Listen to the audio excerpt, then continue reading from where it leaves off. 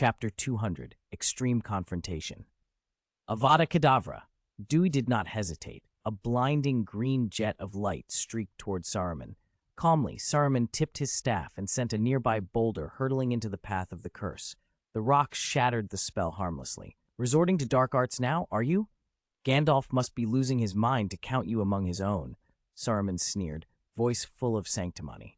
A dark wizard like you should be bound and interrogated. Perhaps you've been consorting with darker powers? Dewey laughed, a harsh sound. Consorting? Saruman, you should know best. If I hadn't seen it in your memories, I wouldn't have believed you had the nerve to traffic with Sauron. Aren't you afraid of playing with fire and becoming his puppet? Saruman's expression hardened. His eyes sharpened to ice. I don't know what you're talking about. I am a white wizard, a leader of the righteous. How could I possibly consort with darkness?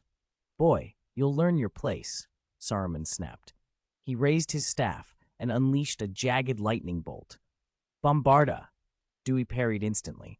The two spells collided in a deafening blast that turned the ground to char and sent a shockwave tearing outward. Dewey was hurled back. Before he hit the earth, he twisted midair and, without pausing, shifted into his animagus form, an owl, and shot for the edge of the battle. If he could get beyond Saruman's anti-apparition wards, he would regain true mobility. Saruman would not let him go. The massive warg beneath him leapt into pursuit, while Saruman chanted in ancient Quenya and called a gale to slow Dewey. He hurled fireballs that exploded into craters where they struck. Dewey fought through the storm, ducking and weaving through flame. With the warg closing, Dewey suddenly plunged toward Saruman and shifted back to human form mid-dive. Confringo, he cried, firing an explosive bolt. Saruman raised his staff and easily absorbed it. Then something metallic and white whistled past, arriving a split second later. Aeglos, Gil-galad's spear, gleamed with an unworldly edge that ignored ordinary magics. Saruman's face tightened. He sidestepped the spear, but the warg beneath him could not. The spear pierced the beast with a whimper. It died instantly. Saruman stumbled as he vaulted free of his mount, staring at the weapon. Aeglos, the spear of Gil-galad, he said, disbelief and envy mingling. I did not expect Gil-galad's weapon in your hands. Your luck is extraordinary, young man. It's a pity, Dewey replied cold, that the spear and the palantir will be mine as trophies. You have nowhere left to run. Saruman slammed his staff into the earth. Waves of force slammed toward Dewey. Protego Maxima, Dewey bellowed, raising his own shield with all his strength. Saruman's onslaught compressed Dewey's ward until it shrank like a coin. The shockwaves drove Dewey backward, his feet gouging furrows in the soil. He gritted his teeth as pain and pressure threatened to overwhelm him. This was the true measure of a white wizard, an ocean compared to Dewey's stream. If Dewey had no other way, he would be finished here. Saruman's voice was a sneer. Do not struggle, dark wizard boy. You do not understand what being white means. The gulf between us is unbridgeable. Were there no use for you, do you think I would have let you run so long? He struck the ground again. A more devastating wave smashed into Dewey. The shield shattered like blown glass. Dewey's staff went flying. He crashed to the earth, breath ragged, body screaming. For a moment he lost consciousness. The world blinked black at the edges. Saruman picked up the fallen staff and inspected it with a connoisseur's interest. Malorn wood core, and a lesser emerald set in it. Such a fine staff in the hands of a nobody is a waste of good craftsmanship, he said, a thread of green-eyed envy in his voice. When Saruman first came to Middle-earth, he had courted Galadriel for an elven gem to craft the perfect staff, and had been refused. Now he held 2 staffs and the prize Dewey used without gift or favor. Dewey was not finished. The ent draught he'd drunk still worked fast. He returned to his feet, wounds knitting. The wand strapped to his left arm sprang free and into his hand. He clenched his right fist, and the sword of fire flashed into being. He pointed his wand, and the surrounding trees sprang to life, lashing at Saruman. He drove the sword of fire through the air, sending a scalding blade racing toward the white wizard. Trees? I detest them, Saruman hissed. The sight of animated trees brought to mind Ents, and a look of pure distaste darkened his face. One staff cast a defensive weave to parry the arboreal assault, while the other spat fireballs to immolate them. He danced aside from the air blade with a youthful grace that belied his age. Impatient, he shoved the nearest trees away, and then drove a spear of force that pinned Dewey to a trunk, knocking both wand and sword from his hands. "Game over," Saruman said coolly. He pressed the staff's butt into Dewey's chest and strode forward to pick up Dewey's dropped wand. He turned it over, felt its design, and a flash of irritation crossed his face. The wand resisted him when he tried to use it. It refused its service. Saruman tightened his grip with enough force that the wood groaned. Pinned to the tree and inches from Saruman, Dewey saw his chance. "Sword of Fire!" he cried. The Sword of Fire obeyed and vanished from where it lay, appearing again in Dewey's hand. At the same moment, another wand popped free from a hidden strap. "Finite incantatem!" Dewey shouted. The spell shattered the binding magic that held him. With the other hand, he swung the Sword of Fire in a brutal arc. Saruman barely had time to react and raised his staff. The blade slammed against wood with a ringing clatter. Sparks flew. Though his staff stopped the strike, the Sword of Fire seared a scorched gash into it, and the air blade sliced through a chunk of Saruman's beard. The stench of burnt hair filled the air. Furious and humiliated, Saruman exploded a torrent of power that flung Dewey aside. "You deserve to die!" Saruman roared, and lightning sprang from his staff. Dewey sucked in a breath and answered with everything he had. "Bombarda! Protego!" The collision hurled Dewey away again, but his precast shield saved him from fatal injury. More fireballs arced in his direction. He dodged and scattered them, then breathed out and smiled with hard amusement. "Do you think you are the only one who can play with fire?" he said. He summoned fiend fire. The infernal flame billowed and formed first into a basilisk of living fire, then reshaped into a balrog wielding a whip of scorching flame. Saruman's face grew serious. He lashed out with forceful magic to keep the fiery creatures at bay. Each time Dewey drove more power into the fiendfire. Each time Saruman answered. Saruman blasted the fiendfire balrog, repelling its approach, and then a crackling bolt of lightning struck the creature's chest. The false balrog screamed and unraveled into smoke and ash. But the spreading fiendfire had another consequence. It disrupted the ward Saruman had laid around the field. The anti-apparition spells thinned and broke under the chaotic heat. Dewey's eyes lit up. He apparated instantly behind Saruman and thrust his wand. "Avada Kedavra!" he cried. Saruman reacted with blinding speed and deflected the curse. Dewey apparated again before Saruman could settle, firing another attack from a fresh angle. Thus began a deadly game of guerrilla strikes, Dewey using apparition to appear and vanish, assaulting Saruman from unpredictable points, Saruman countering with storms, lightning, and devastating wave after wave of white magic. The battle had turned raw and desperate. Two wills locked in a clash that would decide more than just their own fates. Chapter 201, Reinforcements Arrive. Expelliarmus. Dewey materialized behind Saruman. The disarming charm struck true. Saruman's staff, the very staff Dewey had been tracking, flew from the white wizard's grip and landed in Dewey's hand. Without hesitation, he apparated away, vanishing before Saruman could strike back. Saruman's face contorted in anger and disbelief. A white wizard reduced to scrambling by this young man. He had not expected it. He raised his staff and intoned an ancient Quenya spell in a voice that rolled across the wilds. The sky went suddenly heavy and black. The air tightened until Dewey felt as if it had turned to stone, and the hairs on his arms rose. Lightning arced toward him. Dewey apparated, then reappeared, and lightning struck where he had just been. It was as if the storm tracked him. Every time he moved, the lightning found his new position. Beside him, an owl Patronus flew in from the distance, landed on his shoulder, and as though its purpose had been fulfilled, melted into him. Relief washed over Dewey. He smiled. "They're finally here." Saruman watched the smile and grew uneasy. "What are you smiling about?" "You walked right into my trap," Dewey said, grin brightening despite the danger. In the far sky, a figure streaked down on a broomstick. "Dewey, I hope I'm not too late." Gandalf touched down beside him, brushing ash from his cloak with a rueful chuckle. "If you'd been a moment later, I might have needed rescuing from Orthanc."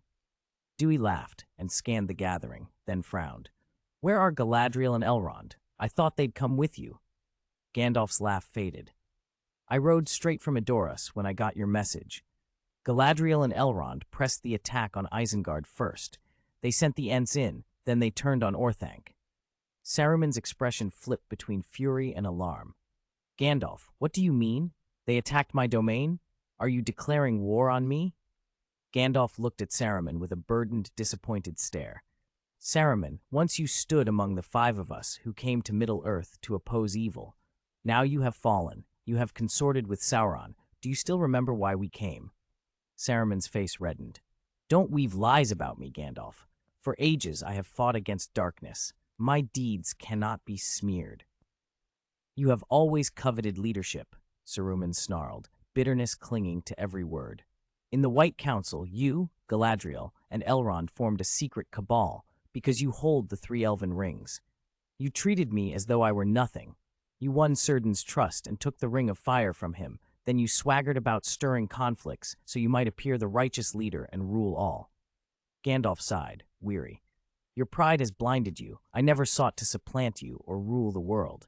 My mission has always been to help the free peoples resist evil. I have never forgotten why I came, though you, perhaps, have forgotten the path you chose. Saruman's eyes flared for a moment with doubt. Then he straightened and spat.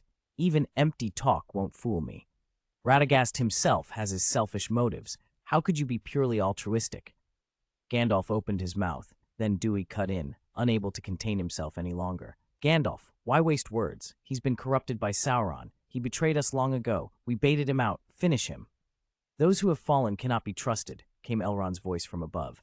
He landed, stern, upon the back of the great eagle Thorondor, elven blade in hand. Behind him, Smaug thundered down, Galadriel poised upon the dragon's scaled flank. The two elves, the dragon and the great eagle, formed a ring around Saruman. Dewey, welcome, Elrond called. Relief and pride lit Dewey's face. Now it was 4 against 1, with a dragon and a great eagle at their flank, an overwhelming advantage. Thank you for keeping him occupied, Galadriel said softly, her expression gentle, though edged with cold restraint. Elrond's look was one of solemn approval. Dewey waved it off. A few close calls, but nothing I couldn't handle. Gandalf turned to Elrond and Galadriel. How fared your assault on Isengard? Elrond nodded. The Ents breached Isengard and routed the wolf packs and the augmented orcs bred there. With Galadriel, and with Thorondor and Smaug's help, we entered Orthanc and sealed it. We have left it under the Ents' guard. He produced a palantir from his cloak, its surface dark and malevolent, and set it before Saruman. We found this in your chamber of secrets. We saw the wargs and the orcs you raised and the plans for your experiments with the rings of power. What do you say now? Saruman's mask of defiance crumbled. He realized he was exposed. He became wary, calculating. How long have you known I've turned? When you first reached toward Sauron, Dewey foresaw your treachery, Galadriel said, disappointment deep in her eyes. We lacked proof then. We hoped you might yet turn back. In the end, you disappointed us. So you spied on me and only now reveal it? Saruman sneered at Dewey with resentment. I underestimated you. I did not expect prophetic gifts to thwart me so often. It wasn't all my plan, Dewey answered with a playful shake of his head. I won't tell you everything. Villains tend to die from talking too much. Saruman's confusion was cut off when Dewey barked. Smaug, now! At the same time, Dewey cast a green-bladed curse, Avada Kedavra, his voice hard with the memory of near death. Saruman's earlier lightning had nearly done for him more than once. Dewey had no intention of showing mercy. What he did not say was how, earlier in Isengard, he had felt eyes on him, something watching through a far-seeing crystal, an unease that only faded once he reached the White Mountains. He had suspected Sauron, then realized it had to be Saruman wielding a palantir. He had sent his Patronus to carry the warning, and when the owl merged back into him, it carried the message that their enemy had been spying. Smaug answered with a gout of superheated fire. The dragon's blast slammed into Saruman's defenses. He raised his staff to shield himself, guarding against both flame and the encirclement closing in. Saruman's desperation was plain. He no longer looked like a commander wishing to prevail. He wanted only to escape or to stall. Elrond drew forward and engaged in close combat. His elven sword flashed, chopping spell-worked bolts and cleaving smaller infernos in two. Saruman, surrender! Gandalf thundered, raising his staff. A concussive wave rolled out toward the fallen wizard. Lay down your staff, and we will not harm you further. Surrender? You must be joking. Saruman snarled and unleashed a vast spell. The gem atop his staff flared, pouring a column of searing light into the sky. His voice intoned the oldest of conjurations. The heavens answered. Thunderclouds swelled, a churning, black sea of storm, and then the sky seemed to break. Lightning poured down in a deluge, bolts striking like a rain of spears. Dewey's face tightened. He had gauged Saruman's talent, but this storm exceeded even his expectations. The lightning was relentless, so terrible that Elrond and Gandalf's expressions tightened. Thorondor and Smaug quivered with shared instinctive dread. Even if they were not slain by a direct strike, they could be grievously wounded. Galadriel stepped forward. She lifted her hand, small and pale as moonlight, and a ring of power glinted at her finger. Narya, the Ring of Water. Light bloomed from it and coalesced into a vast, transparent dome that encompassed them all, dragon and eagle included. Bolts of lightning struck the dome like arrows. Each impact made the shield flare and shudder with explosive force, showers of electric sparks raining into the air around them, but the barrier held. Around the dome, the battle reached fever pitch. Saruman hurled more spells, his voice a wave of bitter fury. Dewey, Gandalf, Elrond, and Galadriel moved as one. Dragon's flame and elven steel, wizard staves and ring-wrought light. The reinforcements had arrived. The fallen white wizard was no longer beyond reckoning. Chapter 202, Ring of Saruman. The lightning Saruman summoned crashed like an apocalypse, shattering boulders, searing trees, and turning the ground to blackened ruin. It was the terrifying spectacle of a white wizard unleashing his full might. Dewey watched from behind Galadriel's protective barrier and felt a chill run through him. He was lucky. Saruman's intent had been to capture, not to annihilate, and his overconfidence had restrained the use of absolute force. Had he struck with everything at once, Dewey might already be dead. But even that devastation faltered against Galadriel. Using the power of the elven rings, she raised a vast, rippling wall of water that absorbed and deflected the countless bolts as if she were an immovable cliff. Saruman stared at the ring on her finger with equal parts fear and envy. His long-cultivated ambition to learn ringcraft from Sauron and forge a ring of power to rival the elven rings, perhaps rival even the One Ring, had brought him to this treachery. Once a willing ally among the Astari, Saruman had let jealousy root in him. When Círdan gave Narya to Gandalf instead of to him, when Gandalf declined the White Council's leadership and recommended Saruman, he found no gratitude in his heart, only bitterness. Seeing Gandalf, Galadriel, and Elrond bound by the rings, close and allied, he felt isolated. His betrayal was not a single moment of weakness, but the slow rot of years. "Saruman, your Isengard has been breached," Elrond called, his voice ringing with authority. "You have nowhere left to flee. Cease your resistance and accept judgment." Elrond's own ring, Vilya, shaped the weather, scattering the thunderclouds. Gandalf poured the elven ring's power into strengthening their spirits and sapping Saruman's will. For the first time in history, the three elven rings were used together against one foe, Saruman. Saruman sneered, "You have rings, but I will not be outdone." He drew a golden band from his robe and slid it onto his finger. At a glance, it could have been mistaken for the One Ring, so alike that Dewey and Gandalf both imagined briefly that Saruman had somehow obtained it. Then they remembered. The One Ring rested safely under Tom Bombadil's care, checked often by Gandalf to ensure it was not misplaced. The moment the golden ring adorned Saruman's hand, his presence swelled. The scattered storm reformed into a vast rolling blackness that cloaked the sun. The sky blackened for hundreds of miles. Thunderclouds spread like a shroud. Saruman held up his hand and declared, with poisonous pride, "This is my masterpiece, wrought by my craft. It is not inferior to your elven rings. If anything, it is more perfect and more powerful. Even together, you cannot stop me." The truth of his words showed on the battlefield. The elven rings had been made for preservation, understanding, and healing, not domination. Saruman's ring was forged for one thing only: power. He unleashed it in a single devastating shockwave, and the sky rained lightning in torrents. Galadriel's water barrier strained and began to shrink under the onslaught. Gandalf bolstered defenses with the ring's power. Elrond advanced with his elven blade, while Dewey flickered, apparating around Saruman to harry and distract. Saruman was no feeble white-haired scholar. His reflexes were quick, his combat skill considerable. He parried Elrond's blade with the staff, sending shockwaves from the staff's head, and forcing Elrond back even as he kept an eye on Dewey's approaches. Crush! Dewey apparated behind Saruman and unleashed a spell, while Elrond struck from the front. For a moment the wizard was trapped between two attackers. Block the sword and be hit from behind, turn and be cleaved. The golden ring flared and conjured a mantle of flame that wrapped him, absorbing both blows. Ha! Waste your strength, Saruman crowed. I am Saruman the White. No one can defeat me. The fiery shield surged outward toward Elrond and Dewey, but before it could consume them, the great dragon Smaug struck. The dragon's jaws clamped over Saruman and his shield.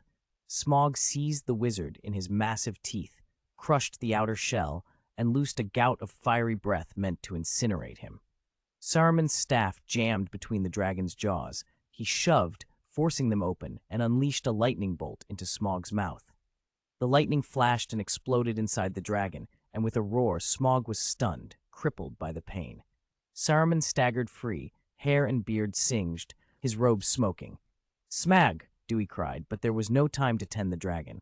He apparated behind Saruman and gave the wizard his fullest malice in a single word, Crucio. The curse was more than a destructive spell. It was a torment of mind and body. The enchantment tore through Saruman's staff and struck him directly. His face twisted, a scream tore from him. Still, his will was iron. Even under Crucio, he remained conscious and drove his staff to unleash a blinding shockwave that hurled both Dewey and Elrond backwards. Two forked bolts of lightning hurled after them. Dewey apparated midair to avoid the bolts and reappeared beside Elrond, bringing the elf back to Galadriel and Gandalf.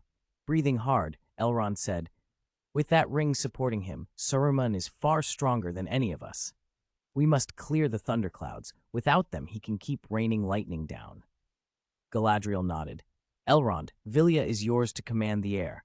I will throw my defenses around you to protect against his interference." "I will help you," Gandalf said, lending his strength to Elrond through the elven rings. "I'll keep him busy," Dewey offered. He vanished again, a blur of appearances that forced Saruman onto the defensive. Elrond raised his left hand, Vilya glowing on his finger, and intoned an old Quenya spell. His voice rolled like distant thunder. The wind answered. A tornado rose, a roaring column that swallowed the landscape, trees ripped from their roots, boulders torn from the ground. Inside Galadriel's protective veil, the four were safe, though their cloaks flapped and sand stung their faces. Saruman, at the center of the storm, planted his staff like a stake and braced as if he were a rooted tree. The whirlwind curled about him, the eye enclosing him in a tumult. Still he did not fly off. He stood, grim and resolved, though the maelstrom threatened to sweep him away. The tornado grew until it pierced the clouds and began to draw them in, tearing them apart and consuming their thunder. Lightning danced within the column. Slowly, inexorably, the dark sky was emptied, the clouds torn up and sucked away until the blue firmament shone again and the sun returned. The tornado collapsed like a column of dust, scattering its pulverized refuse like ash over the land. With the clouds gone, Saruman's advantage was gone too. Galadriel and Gandalf freed their hands and rejoined Dewey and Elrond, arrayed before the fallen white wizard. "Saruman," Galadriel said, voice calm but commanding, the authority of ages in her tone, her silver gold hair catching the sunlight. "You have no strength left to resist. Surrender." Chapter 203, Escape. "Surrender?" Saruman sneered, looking at Galadriel, Elrond, Gandalf, and Dewey. His deep, gloomy eyes mocked them. "You think you can make me surrender?" A compelling power, the kind that came from his nature as a Maya, radiated from him. His voice carried a beguiling charm. "Please, put down your hostility, my friends. I am not your enemy. This is a misunderstanding. This world needs order, and I am only trying to make it better." The moment the words reached Dewey, a dizziness swept over him. Saruman's figure swelled in his perception. His anger ebbed as the wizard's words slid like honey into his mind, urging compliance. Dewey fought to break free, forcing a ward of sound into place with the last of his will, but the voice did not come merely through the ears. It was an invisible assault on the mind itself, a mental suggestion that pushed at his thoughts. Galadriel, Gandalf, and Elrond bristled. Saruman's voice was no longer mere speech. It had become a symphonic spell, a magical attack. "Don't listen to him. Hear only the lies." Gandalf's warning boomed in Dewey's head. "He weaves shadows in our minds. We must break his sound magic. Elrond, guarding his own mind, warned in a steady, serious voice. The spell could not bend the wills of Gandalf, Galadriel, or Elrond, but it buzzed at them, an insistent interference that shattered concentration. Worse, it managed to seize the minds of Smaug and Thorondor. The dragon and the great eagle turned on Gandalf and the others. Smaug could not harm Dewey because of the bond between them, but the sudden internal conflict upended the battlefield. Gandalf and Elrond, careful because Smaug and Thorondor were Dewey's companions, fought defensively rather than striking to kill. Galadriel threw up a psychic barrier, damping Saruman's sound magic while fending off the two beasts. Dewey, head aching from the assault, brought to bear the music magic Tom had taught him. Bright, cheerful notes poured out, a countermelody that blunted part of Saruman's persuasive song. The strain, however, was clear. Dewey's magic was being stretched. Hope flared in the others. Gandalf channeled the power of his ring, the flame-lit will of Narya, into Dewey, bolstering his mind. Galadriel and Elrond added the subtle power of their rings. The single melody swelled, golden notes spilling across the plain until the solo became a joyous symphony. Light, warmth, and resolve poured from the music and overpowered Saruman's insidious chord. The dark charm dimmed and then faltered. The control over Smaug and Thorondor broke, and they shook off the influence, ceasing their attack. To Saruman, the music was agony, an intolerable grinding noise. He clapped his hands over his ears and howled, "Enough! Stop this noise!" Defeated for the moment, he raised a dark chant over the dead warg that had been his mount.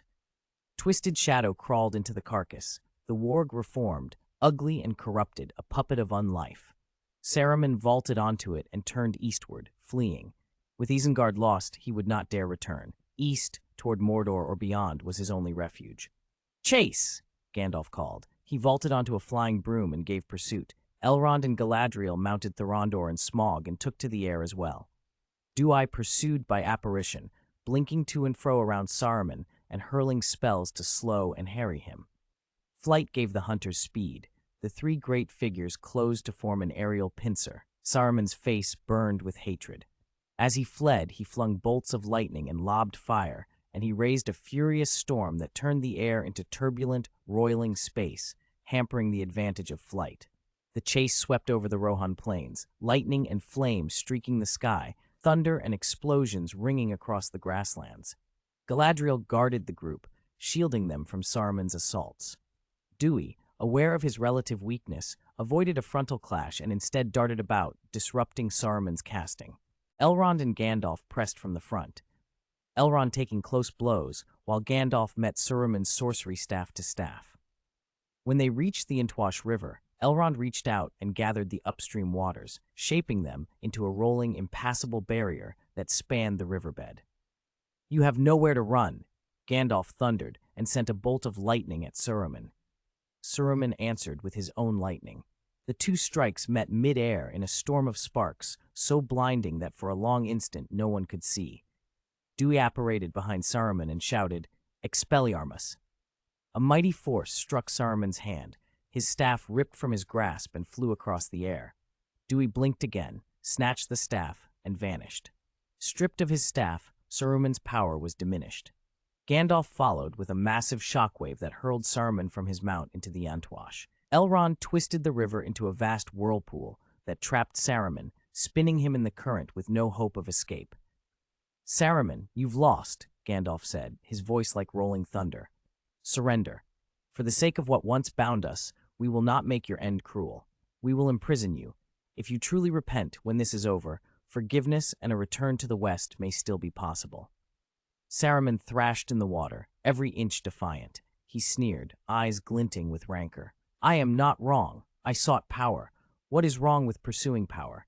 The age of the Valar is past. Why should I go back to the West and be a servant? Just because they are greater, must we become their tools, obeying their commands? I will remain in this world and rule it." Gandalf's expression tightened. Saruman's words revealed more than corruption by Sauron. They exposed a deep resentment of the Valar themselves, an ambition to overthrow the old order. Gandalf, devoted as he was to the Valar, felt a chill. Dewey listened, and for a moment regarded Saruman with a new perspective. The order of Arda was plain. Iluvatar alone had created all, and from his thought came the Ainur, beings who helped shape the world. The strongest among them were the Valar, the lesser but numerous were the Maiar, servants and stewards of the world. Morgoth had once rebelled, rallied Maiar like Sauron to his cause, and had been defeated. Sauron himself had been the second to try to overturn divine authority. Now Saruman, another Maia, openly rejected the hierarchy, craving dominion. But in the end, Morgoth, Sauron, Saruman, they had all rebelled not against divinity as such, but against the place they were given.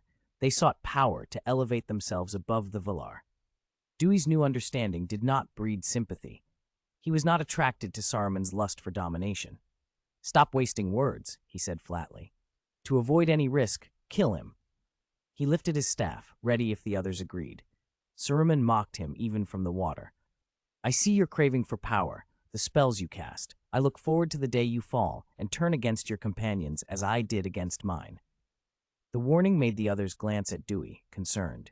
But Dewey's face did not waver. "I seek power to become stronger," he replied steadily, "so I can protect myself and those I care for. I have no interest in ruling the world. For me, light and dark are like day and night. Both exist in Arda, and both are necessary." Saruman paused, baffled. In his view, any genuine pursuit of power led to rule. Who would collect strength merely to hold it? Yet Dewey's resolve and the clarity in his mind puzzled him. Gandalf, Galadriel, and Elrond heard Dewey's answer for the first time and were both surprised and impressed. Dewey would not waste words further. He stepped forward and cast Expelliarmus. The charm struck true. Saruman's cry of fury split the air as something left his hand. The ring of power on his finger slid free and flew in an arc to the riverbank. Saruman's shouts of outrage were ignored as Dewey apparated to the shore, plucked the golden band from the wet grass, and examined it closely. Its power, he felt at once, was comparable to the great elven rings. Chapter 204, The Ringwraith's Return. Dewey had been curious about the ring Saruman had forged, but he dared not touch it. The memory of the One Ring and its corruption was too fresh. Any ring like it could twist a heart. Without his staff and ring, Saruman was a wizard stripped of much of his power. Dangerous still, but not as formidable. Dewey wanted to end him there and then, but Gandalf, Galadriel, and Elrond refused. They had been comrades of Saruman for ages. However far he had fallen, they hoped he could be brought back to the light. More than that, Saruman was the only one of the Istari who had actively come to Middle-earth to fight Sauron. He had done great service here. Gandalf insisted that Saruman must stand trial before the Valar and that they had no right to pronounce his death. Dewey accepted that, though he urged heavy restraints to keep Saruman from escaping. This time, Gandalf, Elrond, and Galadriel agreed. Even without his staff and ring, Saruman was still dangerous. Elrond wove a spell to bring the exhausted wizard from the riverbank onto dry land. Then, drawing on the power of the 3 elven rings, the 3 bound him in a triple, unbreakable cage of magic. Saruman lay within, sullen and silent. He offered no resistance. They prepared to take him back to Isengard when Galadriel's face darkened. She stared hard toward the far east. Gandalf, Elrond, and even Saruman inside the cage turned to look. Dewey followed their gazes and saw an enormous black curtain of cloud rolling over the eastern horizon, coming at them like a living shadow. "Be on your guard," Gandalf said, drawing Glamdring. He looked grave and ready. Elrond took his elf blade and moved to stand beside Galadriel. The black clouds swept across the sky, and at their edge, 9 terrible shapes rode the darkness. Smaller than dragons, but vast, bat-winged creatures draped in shadow. Fell beasts, bred by Sauron. Upon them sat 9 figures in black armor, their presence an empty, bone-deep horror. Dewey's first impression was of dragons. Then he realized these were Nazgul, ringwraiths, wielding Morgul blades and emanating pure malice. Galadriel raised a hand and poured forth a burning white radiance that cut into the black. The clouds stalled. The fell beasts screamed and circled, uneasy in the holy light. For a moment the river marked a boundary between night and day. Galadriel stood like a pillar of dawn, her voice a thunder that rolled across the water. "Nazgul, servants of Sauron," she declared, "this is not your ground. Return to the Wraith world." The Nazgul hesitated. Fear, yes, but also a strange reliance on something emboldened them. They lingered over the opposite bank. From the hollow helm of their chief, the Witch King of Angmar, a voice hissed in ancient black speech. "We only seek the White Wizard. Hand him over." "Never," Gandalf answered. He sat astride his flying broom, sword in one hand and staff in the other. "With me here, you shall not cross this river." The Witch King's laugh was hollow and cruel. "Grey Wizard, you cannot bar us," he intoned in the black speech. Elrond's face set. He spoke an old spell, and the Entwash rose. A towering wall of water lifted up and roared between them. Duir sent forth his Patronus, an owl radiant and fierce. It struck at the Nazgul with talons of light, and for an instant the ringwraiths recoiled, shaken by the brightness and holiness. Then the Witch King stretched forth a hand and loosed a dark will that coalesced into a huge black bat, an antithesis to Duir's owl. The two spiritual forms clashed. Duir's heart jumped. The black creature mirrored his Patronus almost exactly, but filled with malice. Had the Nazgul learned to imitate his magic? A dark Patronus? Gandalf flung a warning. "They wear rings." At that, everyone noticed. Upon each bony hand gleamed a golden ring set with a pale gem, faintly luminous. The realization hit like a blow. These were rings of power, the 9 forged for men. Long ago, Sauron, as Anatar, had aided Celebrimbor and taught the art of ring-making. The rings given to men had corrupted their kings and turned them into wraiths. Later, Sauron reclaimed those rings, and now, shockingly, they were back in the hands of the Nazgul. Their power swelled. A wave of evil struck through the air and into Elrond's spatial pouch, a small container Duir had given him for convenience. Elrond's face tightened. He flung the pouch away. The pouch erupted from within, as if space itself tore it apart. Its contents spilled across the ground. Among the scattered things, a palantir rolled free and came to a stop between them, its globe aflame with a single red eye. A voice rose from the crystal, low and persuasive, older than any they had heard from Saruman. It was Sauron. Their faces went hard. They edged back. "Sons of Eru, we meet again," the eye's voice hummed. It swept over them, lingering on Duir with particular hunger. "What is served by opposing me? Elves, your hour wanes and men rise. Lothlorien will fade. Rivendell will pass. Your kind will dwindle. Stand aside, and your people may persist. Cooperate, and you may live in peace, your former glory restored." Its poison was honeyed, tailor-made to seduce. Galadriel and Elrond felt the pull, but their wills did not break. Galadriel lifted herself to meet the eye, luminous, her hair silver gold like the light of the 2 trees. "Sauron, thrall of Morgoth," she answered, "your words are sweet venoms. You will not beguile us." She advanced to the palantir and let holy light spill from her. The eye shrieked as Galadriel's radiance burned it. For a moment she and Sauron danced a perilous duel across the stone. The eye shrank and flickered. With a last glare it withdrew. Galadriel's light sank. She trembled and looked weary. Confronting Sauron like that had cost her dearly. Elrond called to her in concern. She smiled faintly and, resolute, sealed the palantir with her power, locking Sauron out. As they stood renewed and watchful, the earth itself quivered. The ground split. Before anyone could move, a vast, tooth-lined maw thrust up from the soil beneath them and snapped shut like a trap. A landworm, a monstrous burrower of the deep, had come from below. Duir's face went white. He apparated Galadriel and Elrond out of immediate reach, whisking them aside in a blink. Gandalf kicked his broom and shot upward, narrowly escaping the maw. Smaug, wheeling from the skies, and Thorondor, the great eagle, also surged away. Saruman, however, was trapped in the cage and could not be freed in time. He tumbled and was swallowed whole as the landworm slammed its jaws shut and burrowed back into the earth, leaving behind a vast abyss. For a stunned instant, they stared at the hole. Had Sauron orchestrated this? The Nazgul had come as a diversion, their palantir manifestation drawing attention. While all eyes were on the sky, the landworm slipped beneath their feet and carried Saruman away. It seemed unlikely Sauron had intended to kill Saruman. He had sent Nazgul and a worm to take him. They considered pursuit, but the worm's realm was the tunnels below. Chasing it meant entering collapsing, treacherous ground. It was a futile risk, and Saruman's fate now lay far below. The Nazgul, their task done, lingered only long enough to turn their fell beasts' heads east, then swept away toward Mordor. With their departure, the black cloud lifted and light returned to the land.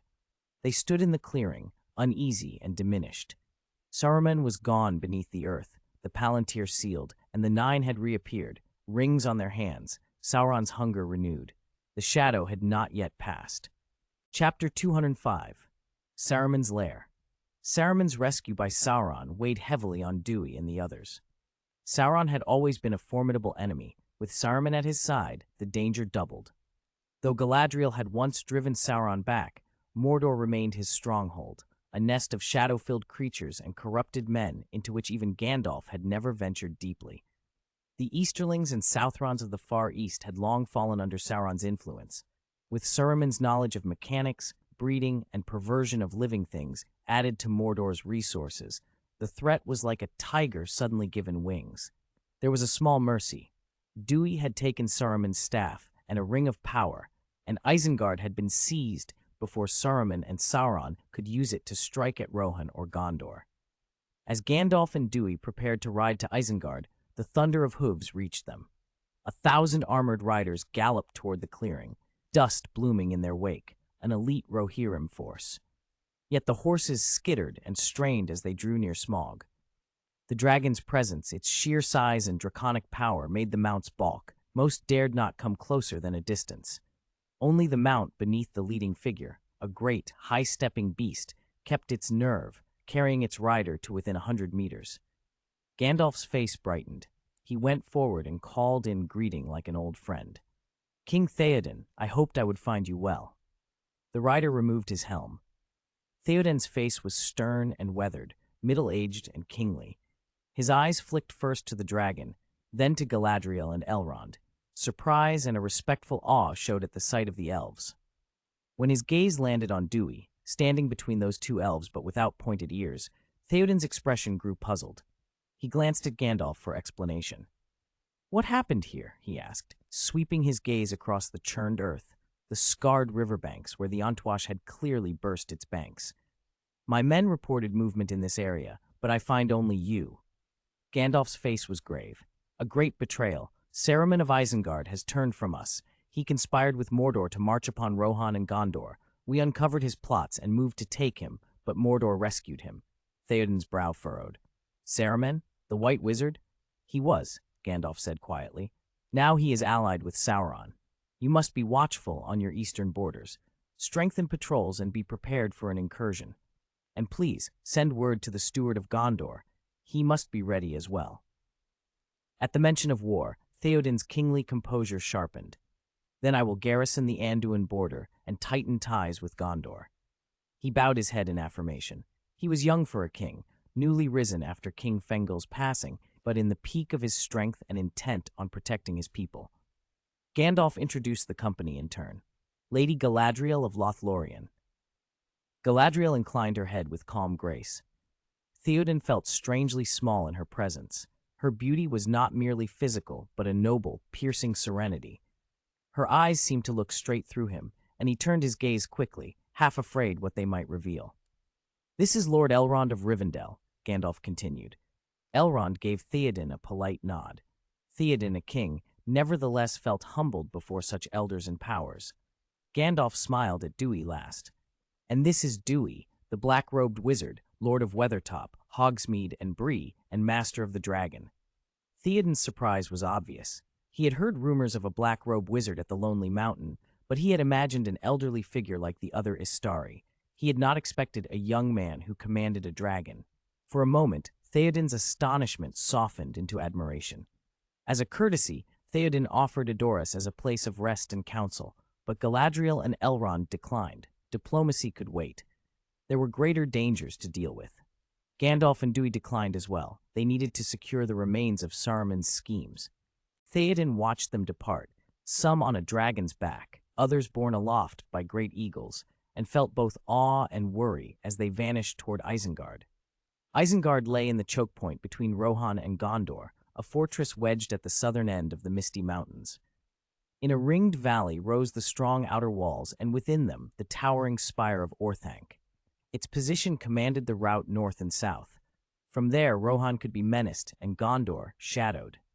That Saruman had chosen it as a seat had always hinted at darker designs. When Duir and the company descended into Isengard, the Ents held it. The Ents and their horns had smashed the outer walls and subdued Saruman's followers. Saruman's experiments, his Uruk-hai breeding, and the human levies he had recruited from Rohirrim, Gondorians, and Dunlendings had left him a force of nearly 1,000 men. Now they sat in cages made of living roots, subdued and bewildered. "Thank you, Treebeard," Gandalf said to the Ent leader. Treebeard's reply was slow and ponderous. "No need. Saruman has been felling the trees for iron and fire. We would not stand idle." After giving Saruman's prisoners into Gandalf's care, the Ents and Huorns returned to Fangorn. Dewey and the others left the captive men under Smaug's watch. The dragon's very presence kept them subdued, and moved into Orthanc itself. Orthanc was older than Saruman's schemes. Built by the Númenóreans, it was nearly indestructible, and Saruman had only reinforced it. Runes and strange sigils ran across its walls and floors. Spells layered upon spells made it both fortress and fulcrum, a thing that amplified power and resisted assault. Dewey could not help but admire it. Saruman was indeed a master engineer and caster, and nothing in his work spoke of folly, only of terrible precision. The ground floor held cells, storerooms, and an armory. Higher up were the laboratories, racks of glassware, vials, and contraptions. Crossbows, crude machines, and early forms of gunpowder lay arranged like trophies of a curious mind. Dewey's fascination was tinged with sorrow, such talent wasted on perverse ends. Above that, a whole floor became a library. Shelves groaned under scrolls and books, more than even the libraries of Rivendell, a breathless accumulation of knowledge. Dewey set aside his curiosity for a moment. He took Saruman's staff, which he had no desire to keep, and handed it to Gandalf. Then he laid the Ring of Power on a table without touching it. No one could tell what influence it might hold. Rings forged under Sauron's sway carried corruption. The three elders, Gandalf, Elrond, and Galadriel, exchanged solemn looks and began a careful examination. They probed with spells and lore, searching for sigils of domination or hidden snares. Time and again they tested, found nothing overt, and tested again. Finally, Galadriel stepped forward. With the slow dignity of one who had borne similar burdens, she slid the ring onto her finger and closed her eyes. A hush fell. After a measured pause, she smiled, removed it, and placed it into Dewey's hands. "The ring is safe," she said softly. "Use it well." Relief and a strange thrill rushed through Dewey. He could not contain it. With reverence, he slipped the Ring of Power upon his finger. Chapter 206, Lord of Isengard. The moment Duil slipped Saruman's ring onto his finger, he felt the world change. Power thrummed through him. His magic, his spirit, his very attributes surged several-fold. It was unlike the elven rings he had envied for so long. It did not grant water's protection, the air's healing, or the fire's insight. It simply amplified the wearer. He could feel the difference immediately. Spells that once needed a wand could now be called out with nothing but will, and their force was greater than ever. Duil imagined smashing through the limits of his past selves. He was ecstatic. There was, however, a nagging regret. The ring's raw strength could rival the elven rings, but its essence was coarser. Saruman had tried to imitate the One Ring and made, at best, a pale imitation. The elven rings were finer in other ways. They could slow time's erosion, provide protection, inspire, and were bound to the elements. Saruman's ring simply bolstered the wearer. Worse, it had been forged to fit Saruman's own nature, not anyone's. While Duil could now cast without a wand and felt vastly more powerful, each use exacted a tremendous physical toll. After only a while, he was forced to take the ring off. He used a transfiguration charm to make a simple necklace and hung the ring on it. As he did, a dry, computerized voice chimed in his mind. "Hogwarts check-in system, located Isengard, Orthanc. Do you wish to check in?" Duil's pulse quickened. "Check in," he answered. "Check-in successful. Congratulations on obtaining the method for hybridizing magical creatures." Hybridizing magical creatures? He scanned the new entry and felt the hair rise on his arms. The possibilities and dangers were staggering. Magical hybridization ignored ordinary biology. Reproductive isolation didn't apply. Hagrid, for instance, had bred a manticore with a fire crab to produce the dangerous, explosive, blast-ended Skrewts. Hippogriffs were hybrids of griffin and horse.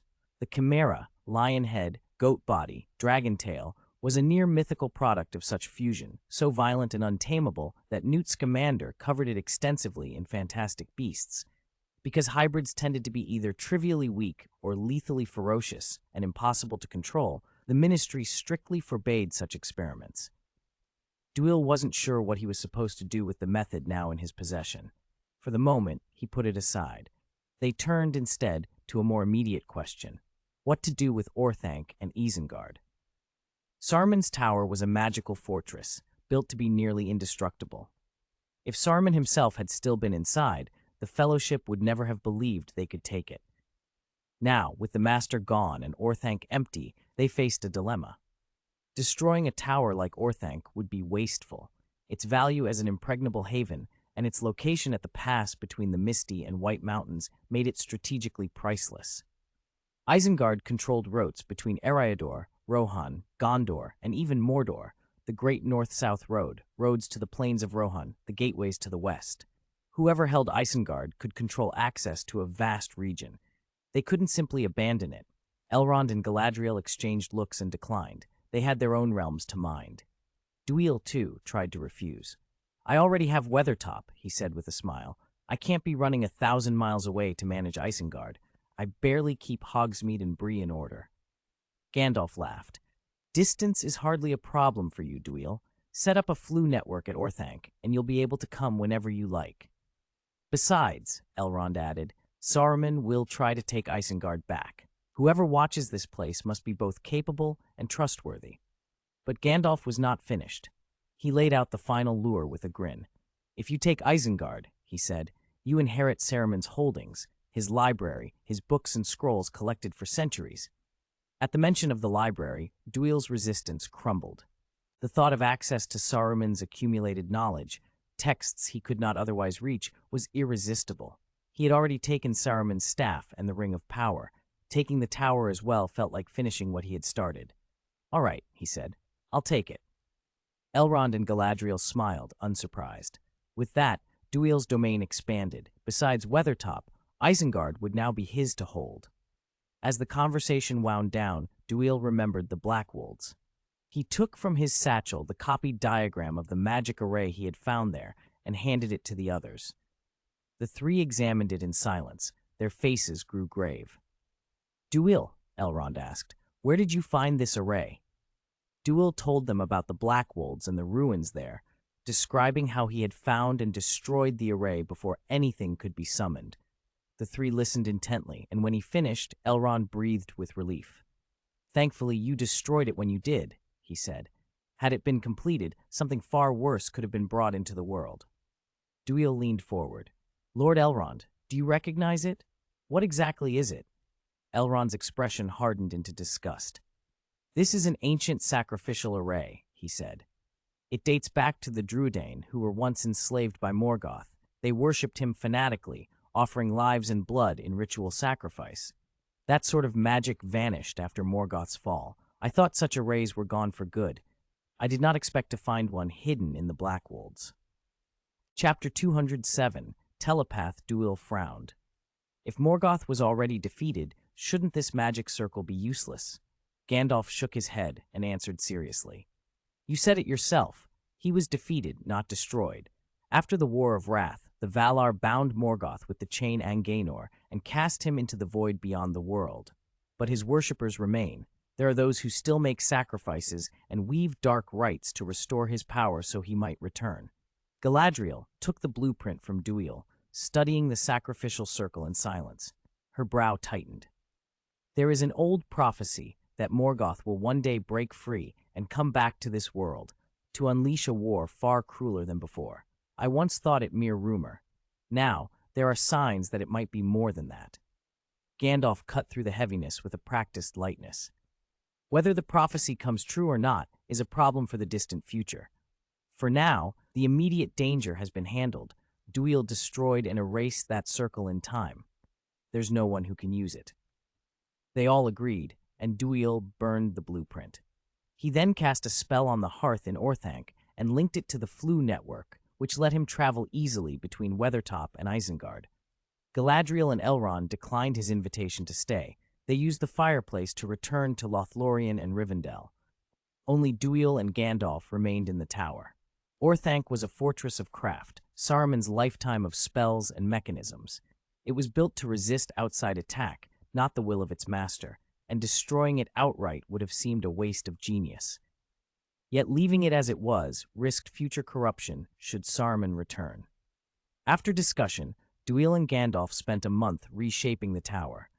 They dismantled and rewove Saruman's devices, re-engraved runes, and retuned the enchantments until Orthanc answered to them. Duil even inscribed protective runes and laid new wards. By the end of the month, Orthanc was theirs and safe from secret back doors. There remained the matter of Saruman's followers. The men Saruman had recruited were a mixed lot, some Gondorians and Rohirrim, and a great many Dunlendings. The Gondorians and Rohirrim could be handed over to the forces positioned near the Isen. The Dunlendings were another matter. They lived just west of Isengard across a low range. In the recent war, Saruman had used them against Rohan. Gandalf tried to soothe old animosities. He even attempted to get King Thengel of Rohan to let some Dunlendings return to ancestral lands, but centuries of grievance and dispossession made the rift deep. The Dunlendings were the native people of the Isen Plain and Rohan's western border. When the ancestors of the Rohirrim migrated in and were granted land by Gondor, the Dunlendings felt wronged. Fights over pastures and fields became routine. The Rohirrim were stronger, and the Dunlendings were eventually pushed into the region now called Dunland. Saruman had stoked those resentments, worsening the hatred at every turn. Duil did not want an unstable neighbor who might resume collusion with Saruman. After conferring with Gandalf, he decided to meet the Dunlending leader in person. He released the Dunlendings and sent word that he would come in a month to speak with their chief. When the work on Orthanc was finished, Duil rode Smaug over the mountains to Dunland. Dunland lay on the western slopes of the southern Misty Mountains, a narrow strip east of the north-south road, north of the Isen, and south of the Gwathlo. The Dunlendings lived scattered in tents and homesteads, more pastoral than urban. When the golden dragon appeared over the treetops, terror ran through the camp. The dragon skimmed low, circled once, and flew toward the cluster of tents that housed the chief's encampment. Duil's display was deliberate. The Dunlendings respected power more than argument. A demonstration of strength would earn them respect and quiet. A ring of tents with a crude wooden palisade to ward off beasts and foes marked the most populous settlement. The largest tent belonged to the chieftain. When the dragon landed, men grabbed weapons, eyes wide with fear. The chief stepped from his tent and then froze. Though he had heard dragon stories, nothing prepared him for the sight of Smaug. Still, he forced himself forward, hand on the great saber at his hip. "I am Brog, leader here," he shouted, trying to sound steady. "What brings the Dragon Lord to Dunland?" In a blink, Duil was at his feet. "I am Duil, the black-robed wizard," he said. "I sent your folk word. You know who I am?" Brog started, almost swinging his sword, then bowed his head with cautious relief. "Of course. You are the master of Isengard now, Lord of Weathertop in the north, the Dragon Lord, Bane of the Orcs. Your name has reached even Dunland." Duil allowed a small smile. "Good. I've come to inform you formally. Saruman has betrayed us, consorting with Mordor and fleeing there. I have taken Isengard. I hear your people allied with Saruman. To prevent any misunderstanding, I've come to ask your stance. Will Leader Brog give me a clear answer?" Brog's eyes flicked to Smaug, shadowed in the dragon's wings, and the chill of fear ran down his spine. "A misunderstanding," he cried quickly. "We knew nothing of Saruman's oath to Mordor. We only worked with him because he promised to help us reclaim our homeland. Now that we know of his treachery, we will not cooperate with him." Duil nodded once, inscrutable. "I hope that is true. If not, my next visit might be less conversational." Smaug amplified the threat with a thunderous roar that rolled across the plain like a promise of fire. Brog broke into a cold sweat and stammered his pledges of loyalty. At that moment, an unfamiliar voice chimed inside Duil's mind. "Hogwarts check-in system, locating Dunland. Do you wish to check in?" Duil smiled inwardly and answered the thoughtless ritual. "Check in. Check-in successful. Congratulations on acquiring the legilimency talent." It was as if a secret door inside Duil had been thrown open. A new clarity flooded him, and then, impulsively and inevitably, his mind reached out. The thoughts of the camp spilled into him, raw, immediate, unfiltered. 1,000 voices crowded into his head, hopes, fears, resentments, the gruff certainty of old men, the youthful longing of boys, the fluttering anxieties of women. He could hear Brogg's own intent as plainly as if the chief had spoken it aloud, a fierce desire to reclaim lost lands and, if offered, to swear himself to the man who promised to help. Smaug cocked his massive head and looked at Duil, puzzled. "Master?" the dragon queried in Duil's mind. Duil shook himself to focus. The crown of wisdom he wore steadied him. Its influence let him sort the white noise into threads he could follow.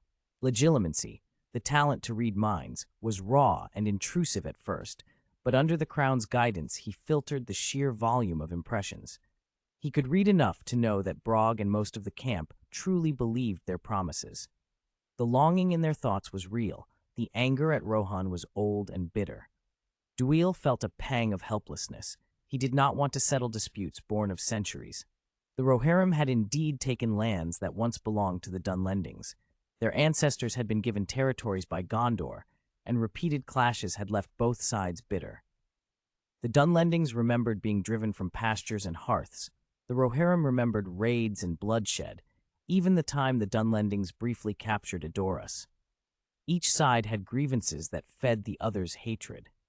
Even Gandalf, who strove to heal such wounds, had struggled to find a lasting solution. For now, Duil kept that complexity in his chest.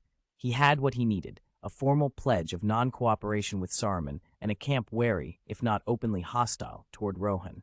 He let Brogg's promises stand, knowing there would be harder choices ahead when old claims and new alliances collided. Duai refused the Dunlending's demand. He shook his head. "I will not help you fight the people of Rohan."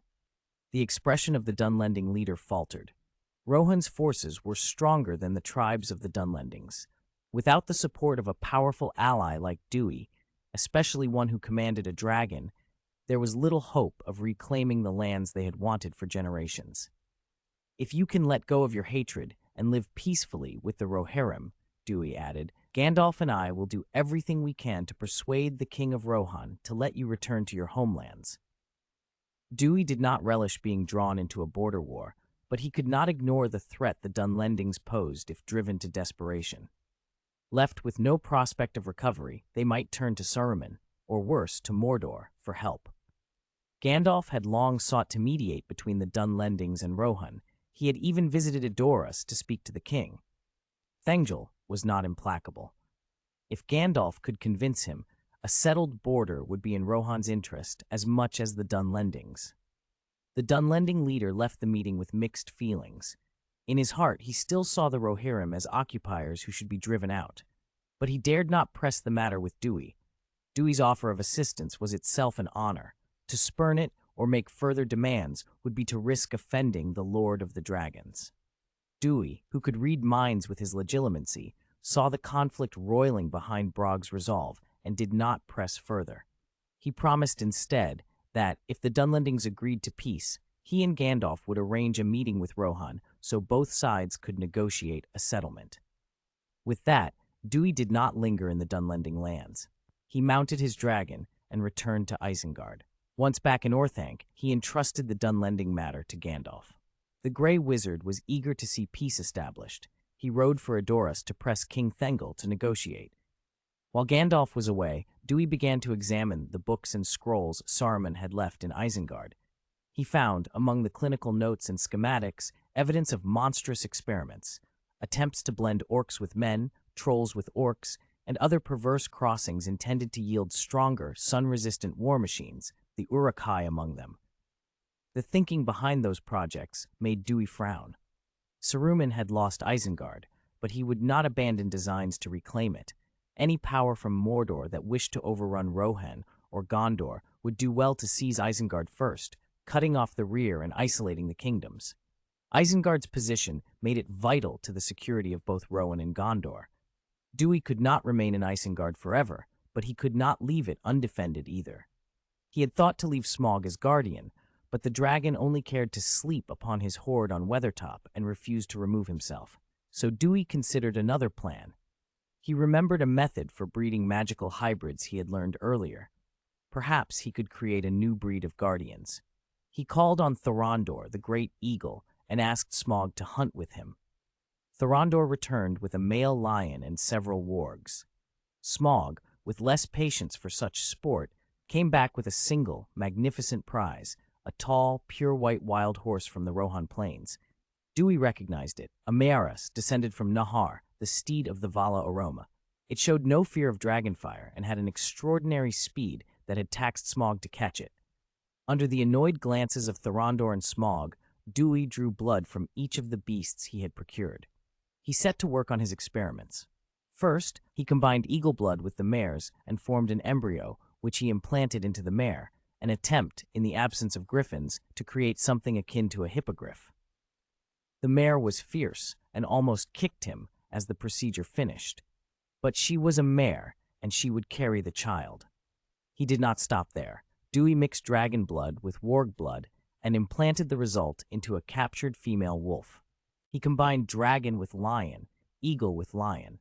On a return trip to Weathertop, he also took blood from a basilisk and a giant octopus, the kraken, and tried all manner of combinations: lions mixed with dragons and basilisks, basilisks with krakens, wargs with basilisks, and krakens and dragons. He rounded up a number of female wolves from the Misty Mountains to act as surrogates. Magic breeding was unpredictable. Some embryos died in the womb. Some pregnancies killed the surrogates. Dewey had expected losses, but he persevered. By the time some of the hybrids began to be born, Gandalf returned from Edoras with success. The Grey Wizard had persuaded King Thengel to negotiate, and the two sides met on the Ison's Ford downstream of Isengard. Present to witness the talks were Dewey and Gandalf, and a regent prince from Gondor who represented his realm.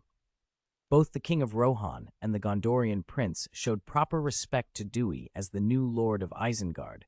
No one could ignore the importance of the fortress at the headwaters of the riverways. After 2 weeks of hard bargaining, peace was concluded. The Dunlendings agreed to stop harassing the Rohan border. Rohan in turn agreed not to expel them, granting the lands around the Isen River as their living area. Then, to everyone's surprise, Dunlending leader Brog knelt before Dewey and swore fealty. Dewey had not expected the pledge. His legitimacy had shown him Brog's true reasoning. Despite the treaty, the Dunlendings distrusted Rohan and Gondor's promises, and to ensure their future security, they sought protection under a stronger patron. Dewey's control of Isengard made him an obvious choice. He did not wish to take on new obligations and refused at first. But Gandalf and the Dunlendings persisted, and the King of Rohan and the Gondorian regent approved. If Dewey restrained them, the neighboring realms would be reassured. So, before Gandalf, King Thengel, and the Gondorian regent, Brog swore allegiance to Dewey. Dewey's title now extended beyond Weathertop to include Isengard and the Dunlendings' territory. He allowed them to settle on the southern grasslands outside Isengard, warm, fertile plains Saruman had once left empty out of dislike for disturbance.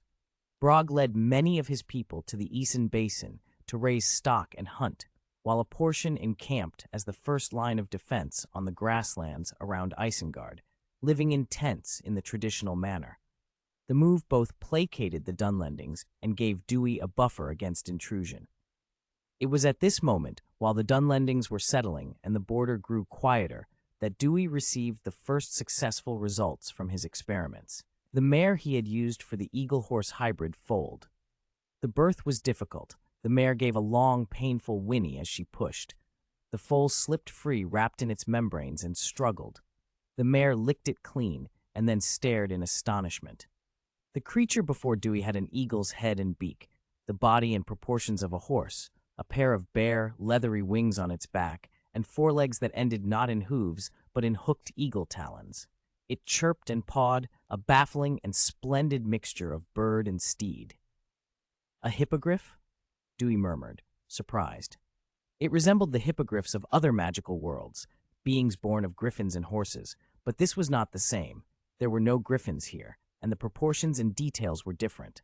Still, whatever one called it, the new creature blinked up at Dewey with bright, keen eyes, and Dewey felt a flicker of satisfaction. Guardians could be born of such crossings if he could learn to shape them. Chapter 209, New Species. Dewey studied the trembling newborn before him. It looked as if it might collapse at any moment. He flicked his wand, clearing the birthing fluids from its flanks, and stepped closer. The mare, mother to the foal, stamped and whinnied a warning. maternal instinct overpowering her confusion at the strange offspring. She was a pearl-white mayoress, shining like a divine steed in the sun. Gandalf had admired horses like her so much that he once scoured the plains of Rohan in search of a mount of the same breed. This mare, however, was not amused by the human who had interfered in her birth. Had she believed him an enemy, she would already have kicked. For now, she could only snort, edging nearer to shield her young. "Oh, so protective," Dewey said with a laugh. He immobilized the mare with a subtle charm, then crouched beside the foal to examine it. Hybrid creatures were always a gamble. Sometimes the genetics conflicted and the offspring were weak and short-lived. Sometimes the fusion yielded violent, mindless monsters, bloodthirsty, untamable abominations. Only hybrids with sound bodies, some intelligence, and the capacity to be trained counted as successes. Dewey watched carefully to see which category this one belonged to. The foal lifted its head. It had the body of a horse and the keen, feathered face of an eagle. Its bright eyes studied Dewey curiously, as if trying to make out whether this stranger might be its mother. The look in those eyes was not feral. Dewey smiled and reached out. The foal tensed briefly, then relaxed into the stroke, narrowing its eyes with pleasure and giving a soft, plaintive eagle cry. Thorondor, the giant eagle who had been out hunting, swooped down at the sound. He tilted his head in astonishment at the tiny creature that combined beak and equine grace. Dewey grinned. "Thorondor, come meet your child. Do you see yourself in it?" The eagle emitted a baffled, indignant caw. For a moment he seemed to feel an inexplicable kinship. Then the realization hit him like a thunderbolt. He wasn't even fully mature. How could he possibly have offspring? And what was this? An eagle's head on a horse's body with wings. Thorondor's expression said it all. The world had just become impossibly strange.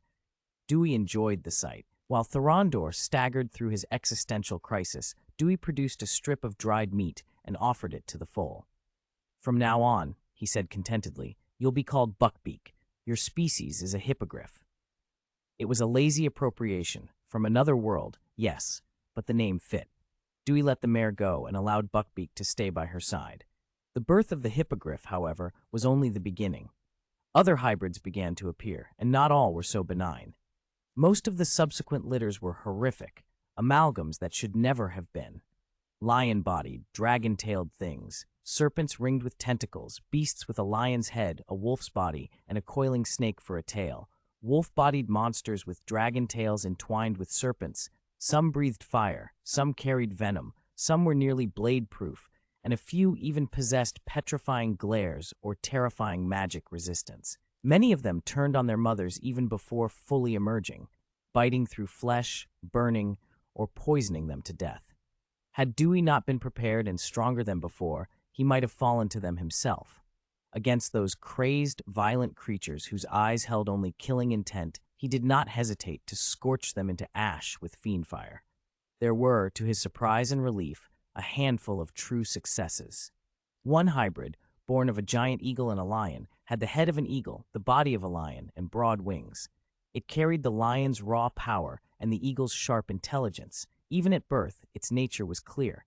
Dewey named it Aslan, the Lion King. He also fused a giant eagle with a mayoress and implanted the embryo into an ordinary mare. The result was a white-winged Pegasus, a creature of striking beauty with feathered wings and the elegance of the mayoress. Most astonishing of all, a four-way hybrid, dragon, basilisk, giant octopus, and warg, did not fail as he had expected. Dewey had learned that the higher the power and the more disparate the species involved, the greater the chance of catastrophic incompatibility. He assumed this mix would either miscarry or become a mindless monster. Instead, the genes blended seamlessly and produced an enormous three-headed wolf pup, so large it was almost half the size of its warg mother. The birth was difficult. Dewey performed a cesarean to save it. The mother did not survive. Externally, the pup looked mostly lupine. It was born with 3 heads and 6 round, wet eyes that were clear and aware rather than insane. All 3 heads turned toward Dewey in unison, sniffed him, licked the air, wagged a burly tail, and whimpered in affectionate curiosity. Dewey felt a warm tug. Legilimency told him the pup's minds were full of attachment and a plaintive grievance. It had first seen him at birth and remembered his scent. He was about to reach out when he noticed saliva dripping from one of the heads. The drool ate at the earth like acid. The grass beneath it withered and blackened. Dewey recoiled. The pup's faces went suddenly doleful, and it whimpered, as if asking why he would not touch it. Hungry, it thought. Hungry, hungry. Dewey had no choice. He withdrew a vial of milk from his spatial pouch, conjured 3 baby bottles, and set them to the pup's mouths. The 3 heads dove in and sucked furiously. While they fed, Dewey ran a diagnostics charm over their bodies. The results thrilled and alarmed him in equal measure. The pup had indeed fused the dragons, basilisks, giant octopuses, and wargs traits, but the combination was astonishingly coherent. Its hide and bones were like metal, tough enough to resist blades. Its magic resistance high enough that ordinary spells had little effect, and its regenerative ability was formidable. Then come the abilities. One head burped and expelled a burst of sparks that incinerated the baby bottle to ash. Another sank its still-developing teeth through the steel bottle as if it were paper and had corrosive venom in its saliva. The third merely yawned, and the drool that dripped from its jaws corroded the ground and killed the grass outright. Dragon fire, basilisk-like venom, and corrosive secretions from cephalopod genes. This pup had inherited dangerous and useful powers in one body. If trained properly, Dewey realized, it could grow to rival dragons or basilisks themselves. He laughed aloud. "You'll be Cerberus," he announced, "the 3-headed hound of hell." He named the 3 heads Little Left, Little Middle, and Little Right, plain, functional names, and then he took precautions. Using the same methods he had employed to control the basilisk and the giant octopus, he drew a drop of the pup's blood and forged a binding blood pact. The pup would never be able to harm him. He did likewise for the hippogriff, griffin, and pegasus, sealing magical contracts to ensure their obedience. Of the 4 new species born from Dewey's experiments, Cerberus was the mightiest. Next came Aslan, the griffin, strength of a lion, talons and beak of an eagle, and the keen intelligence of a giant eagle. Though its flight feathers were not fully grown, the potential to take to the skies was obvious.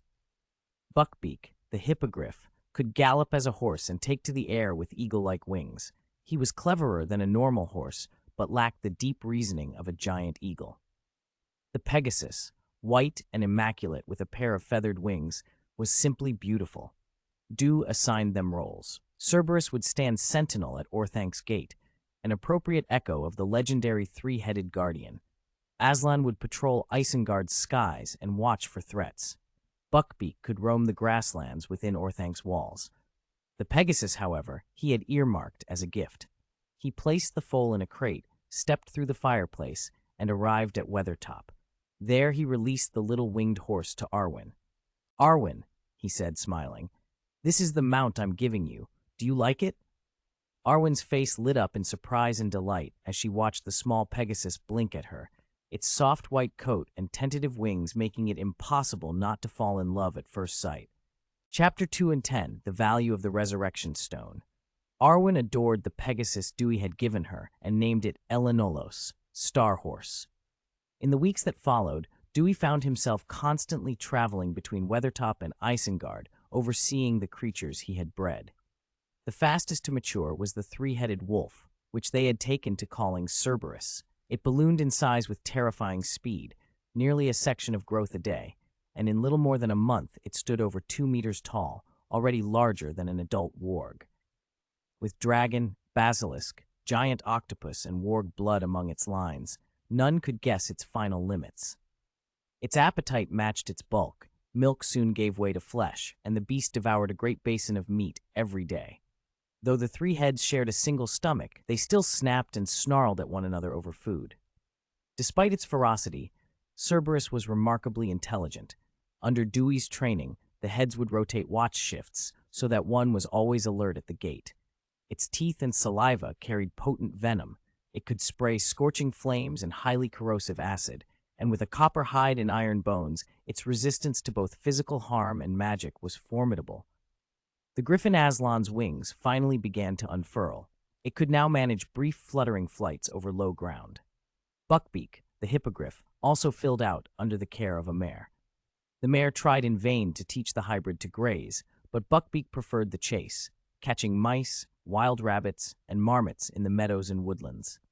Gandalf returned from the Rohan Plains riding a gray mare as taller than the mare, its coat shining like silver by day and like shadow at night. He named it Shadowfax. Fast as lightning, tireless, and highly intelligent, Shadowfax was the king of the mares. It could run at speed for hours, understood speech, and even reacted to the presence of dragons with a warning whinny.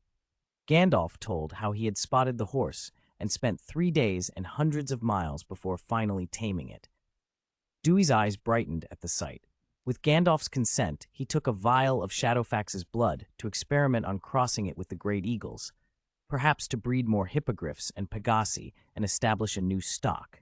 Gandalf was as captivated by Dewey's crossbreeding as Dewey had hoped. The griffin, a proud fusion of lion and eagle, matched the wizard's ideal of nobility, and Gandalf could do little but praise it. Shadowfax, however, took the attention personally. For days, the horse brushed Gandalf aside, sulking and repeatedly trying to kick the griffin when it passed too close. The young griffin, clever and provocative, returned each taunt in kind. For a while, Isengard hummed with life and the oddest of companionships. When Gandalf left again on Shadowfax, Dewey returned to Weathertop. He assigned Cerberus, this bulging, newly born child laborer, to the job of guarding Orthank's gate. The griffin Aslan he entrusted to Thorondor, the great eagle, for training and patrol duties. Dewey also went to Fangorn to ask the Ents to keep watch. Isengard was ringed with trees, and for the Ents the woods were natural ears and eyes. Through their trees they could see any movement. Dewey had no intention of hiding anything from the Ents. Unlike Saruman, he would not fell the forest, so Treebeard agreed willingly. Dewey promised not only to leave the surrounding trees standing, but to plant more, which suited the Ents' purpose perfectly. Back at Hogwarts Castle, Dewey turned to the tasks he had set aside. At the foot of the mountain, he had buried a piece of golden essence in a field of rich soil, and he dug it up while the local farmers reaped their wheat. The golden essence, etched with runes of harvest and abundance, had absorbed the earth's strength and now radiated a deep, settled power. Dewey dried it in the sun for 7 days, then traveled to a valley on the Weathertop Hills where a 1,000-year-old oak entwined with mistletoe grew. He hollowed a cavity in the trunk by magic, placed the golden essence, now additionally inscribed with runes of healing and life, inside, and healed the hollow with a binding spell. All he needed now was patience. In autumn and winter, when the oak bore fruit and the mistletoe flowered, he would reclaim the essence and begin crafting Hufflepuff's goblet. This ritual drew on old Celtic nature magic and set Hufflepuff's cup apart from the forging of Gryffindor's sword or Ravenclaw's diadem. Next came the ore he had brought back from the paths of the dead, the ore stained by the tears of ghosts, from which sulfur of souls could be drawn. The sulfur of souls contained something of the power of spirits themselves. He smelted the ore in a furnace with meticulous care. After more than a month of slow work, he finally recovered pure sulfur of souls. With the mercury of spirit and the sulfur of souls now in hand, only the last ingredient for the Philosopher's Stone remained, the salt of flesh. Elrond had pointed him toward the first two materials, but the salt of flesh most likely came from Hildorian, the ancestral homeland of men in the east of Middle-earth. Over the ages, Hildorian's exact location had been lost even to the learned, and the east lay largely within Sauron's sphere of influence.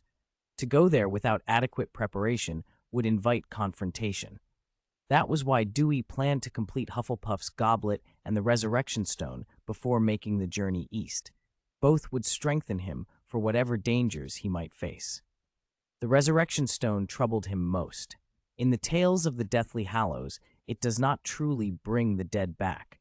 Instead, it summons spectral projections, forms that are more substantial than ghosts, yet not fully flesh. Only the holder perceives them, and the contact is painful. The summoned souls bitterly resent being drawn back to the world of the living. Peveril's legend told of a brother who created the stone to call his beloved, but condemned himself to anguish and death because true resurrection is forbidden. Despite the anguish attached to it, Dewey saw the Resurrection Stone's greatest value, as a means to summon the dead and learn secrets lost with them. With such a stone, he could call Celebrimbor to teach him the art of the 3 rings, perhaps even reforge or craft a ring approaching their power. He might summon Fëanor to glean techniques for working unrivaled jewels. There were many master crafters in the halls of Mandos whose knowledge could change the balance of power. Of course, such summoning risked drawing Mandos' attention. Calling souls back from the halls of Mandos might be seen as a challenge to his authority. Still, the potential was worth the risk. Duir resolved to try. But the conditions for making a resurrection stone were forbidding. It required a rare substance that bridged the boundary between life and death. What the Peverils had taken from the Door of Death, the tall stone arch and the veil in the Department of Mysteries at the British Ministry of Magic. The veil of death hung there like a tattered black curtain. Legend said those who heard voices beyond it had seen death. Peveril had captured death substance from that doorway to make his stone. Middle-earth had no door of death. Elves, men and dwarves passed to the halls of Mandos. There was no obvious archway to an underworld. But the world did possess another kind of unseen realm, a netherworld that ran alongside the living. When Bilbo slipped on the One Ring, he entered that realm and became invisible. When Frodo was pierced by a Morgul blade, it drew him bit by bit into that Shadowland. If any place could yield a death substance, perhaps it lay in the netherworld. A plan began to form in his mind, but a single pressing problem remained. How could he enter the netherworld? Chapter 211, Entering the Netherworld. Duir knew of only two ways into the netherworld, to wear the One Ring or to be pierced by a Morgul blade. Neither option was practical. Even a Maya like Gandalf would not dare put the One Ring on. Its corrupting power would turn any wearer into Sauron's thrall. Besides, the ring was in Tom Bombadil's custody. As for the Morgul blade, Duir would not mutilate himself. A Morgul knife leaves fragments that work their way toward the heart, turning the wounded into lesser wraiths under the Nazgul's sway unless treated immediately. Even after Elrond's best care, Frodo still felt the blade's curse on the anniversary of the injury. Only the West could cure him fully. No, Duir would not become a living ghast just to cross over. That left him with one person to ask: Elrond. In Rivendell, walking a quiet, winding path through the woods, Duir told Elrond of his intent. Elrond stopped, turned, and frowned. "You wish to enter the netherworld?" Duir nodded. "I need to draw death essence from it to forge a device that can breach the line between life and death." He then explained the Resurrection Stone's principle. Not truly calling souls back, but producing projections, more substantial than simple ghosts, less than flesh, manifestations from the living's memories and thoughts. Elrond's face showed surprise. The souls of the dead go to the halls of Mandos to face their fate. None may leave without the permission of Mandos. If your stone truly returns the dead to the living realm, it would be a power rivaling the greatest of the Valar. "It does not truly summon them," Duir insisted. "It projects them, an echo, yet more convincing than any ghost." "That would still be remarkable," Elrond said, "if there were a way to force entry into Mandos' realm. That is a power only the Lord of the Dead could wield." They returned to how one might enter the netherworld. "The netherworld is a layer of spirit that overlays our world," Elrond said. "Dead who refuse or are not called by Mandos linger here. The Nazgul are among its denizens. In the flesh world, without Sauron's veiling, they are formless and ethereal." He warned, "The netherworld is neither wholly evil nor wholly good. Spirits of both kinds dwell there. Beings like Lady Galadriel or Glorfindel can perceive and pass through it without harm. But for the living to enter, they will need aid and great care." Elrond's face grew stern. "The netherworld is dangerous. Those who go there are easily perceived by its inhabitants. Magic has little effect there. One becomes effectively ordinary and is vulnerable. If you tarry too long, your body will begin to change into a netherworld thing, and you may never return. If a netherworld being wounds you, your life force will wither. Your body can fade into a wandering ghost." Duir was unshaken. He smiled faintly. "I must try for the Resurrection Stone." Elrond did not dissuade him further. He led Duir into his house and brought out an old scroll. "This formation was once made by an elf to reach elven spirits that refused Mandos' summons," he said, handing the scroll to Duir. He also produced a black blade wrapped in leather covered with sealing runes, the Morgul blade the brown wizard Radagast once gave Gandalf, the chief weapon of the Witch King. Find a place thick with death essence. At midnight, stand the circle and use this blade as your guide into the netherworld. Elrond, he added gravely, do not stay there more than 15 minutes. Above all, do not allow any netherworld being to wound you. If you are cut here, you will become as they are. Dewey's face grew serious. I understand. I will be careful. Satisfied by Dewey's resolve, Elrond gave him the scroll and blade. Arwen knew of his plan as well. Though her worry showed, she did not stop him, only urged caution. After studying the formation and the place he would go, Dewey set about preparations. He needed a site thick with death essence, where the veil between worlds was weakest, a battlefield where countless lives had been spilled. The Barrow Downs had been stripped by Dewey before. Its power was spent, and the Whites slumbered. He chose instead Fornost in the North Downs, the old capital of Arthedain. The Witch King had laid waste to the city, and the slaughter left the banks full of hastily buried or unburied remains, earning it the grim name Dead Man's Dyke. The soil there still held the imprint of death. Dewey apparated to the North Downs and took up position near the embankment where the fighting had been worst. He drew Elrond's magic circle on the ground, placed the Morgul blade at its center, and waited for midnight. As the hour came, he unrolled the scroll and activated the formation. The death essence in the soil flowed toward the circle, and a faint, cold fluctuation gathered around the Morgul blade. The sky dimmed, a gray veil seemed to pass over the land, and the lunar disk took on a blood-red sheen. Whispers and thin, uncanny laughter threaded the air. Within the circle, a gray, dreamlike rupture opened, a seam between two worlds. Dewey stepped across without hesitation. An instant later, the cold hit him like ice water, making him tremble to the core. His limbs ached with a bone-deep chill, but he forced himself to the center and picked up the Morgul blade. As his fingers closed on the leather-wrapped hilt, the world folded into gray. The shapes around him were unchanged, but without color, as if someone had turned daylight to permanent twilight. The realm he stood in was the Netherworld, a cold, desolate place between life and death, and the Morgul blade was the key that held him there. He checked himself. All his gear remained, yet when he raised his wand, it was just wood in his hand. No spark answered, no warmth in his chest. Magic was gone. Elrond's warning came back to him. His greatest strength was useless here.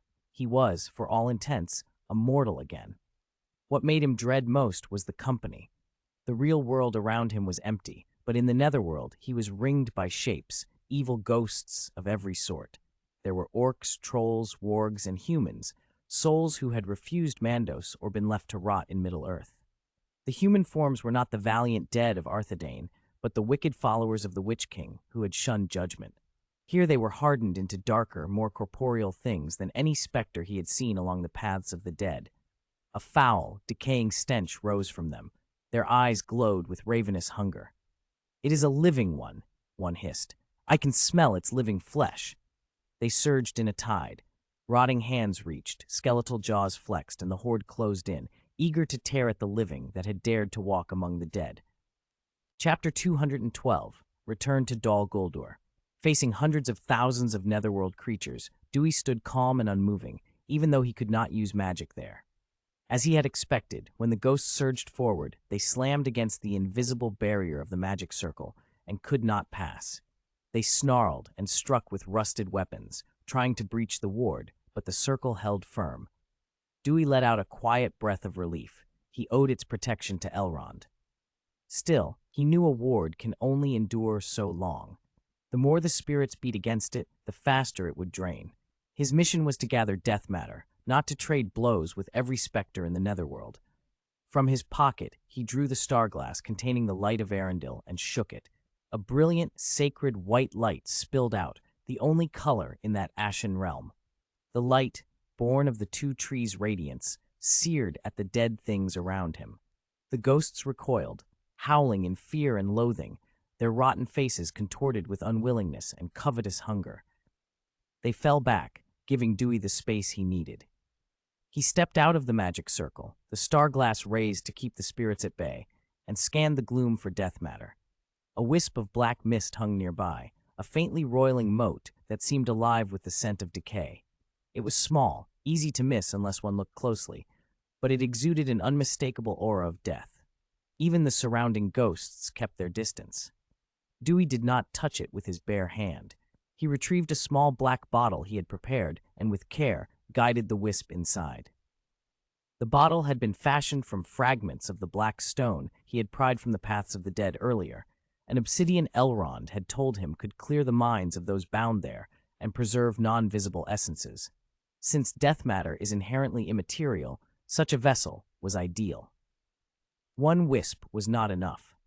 Dewey thought of Peverell, the one who had guarded Death's Gate for years to collect enough of this substance to forge a resurrection stone, and knew he would need more than this to make anything comparable. He searched the vicinity of Fornost, gleaning a few more wisps where he could, but death matter was scarce even in the netherworld. All the while, orcs, wargs, and malevolent human ghosts shadowed him at a distance, their covetous eyes fixed on the obsidian bottle. The small hourglass he used to measure his time in that realm was nearly spent. He longed to press on, but as a living man he could not tarry. The longer he stayed, the deeper the chill and corruption would creep into his bones and blood, until he himself might become one of them and lose any chance of return. The netherworld and the living world are two sides of a coin, parallel planes that rarely touch. Ordinary folk cannot see the dead, and dead things cannot normally affect the living. Only certain powers, Sauron and the One Ring, or ancient oaths and curses like those that bind the men of the mountains, allow passage between them. Dewey hurried back to the magic circle. Amid the ghost's frustrated screams and leering faces, he plunged the Morgul blade into the circle and let go just before the last grain of sand fell. The change was immediate. The wailing and the figures around him evaporated. The gray dimness cleared and color returned. He stood alone under a bright, unclouded full moon, in an eerie stillness where not even insects stirred. The netherworld had felt like wading in freezing water, oppressive and icy. The chill crept in, seizing his breath and numbing his limbs.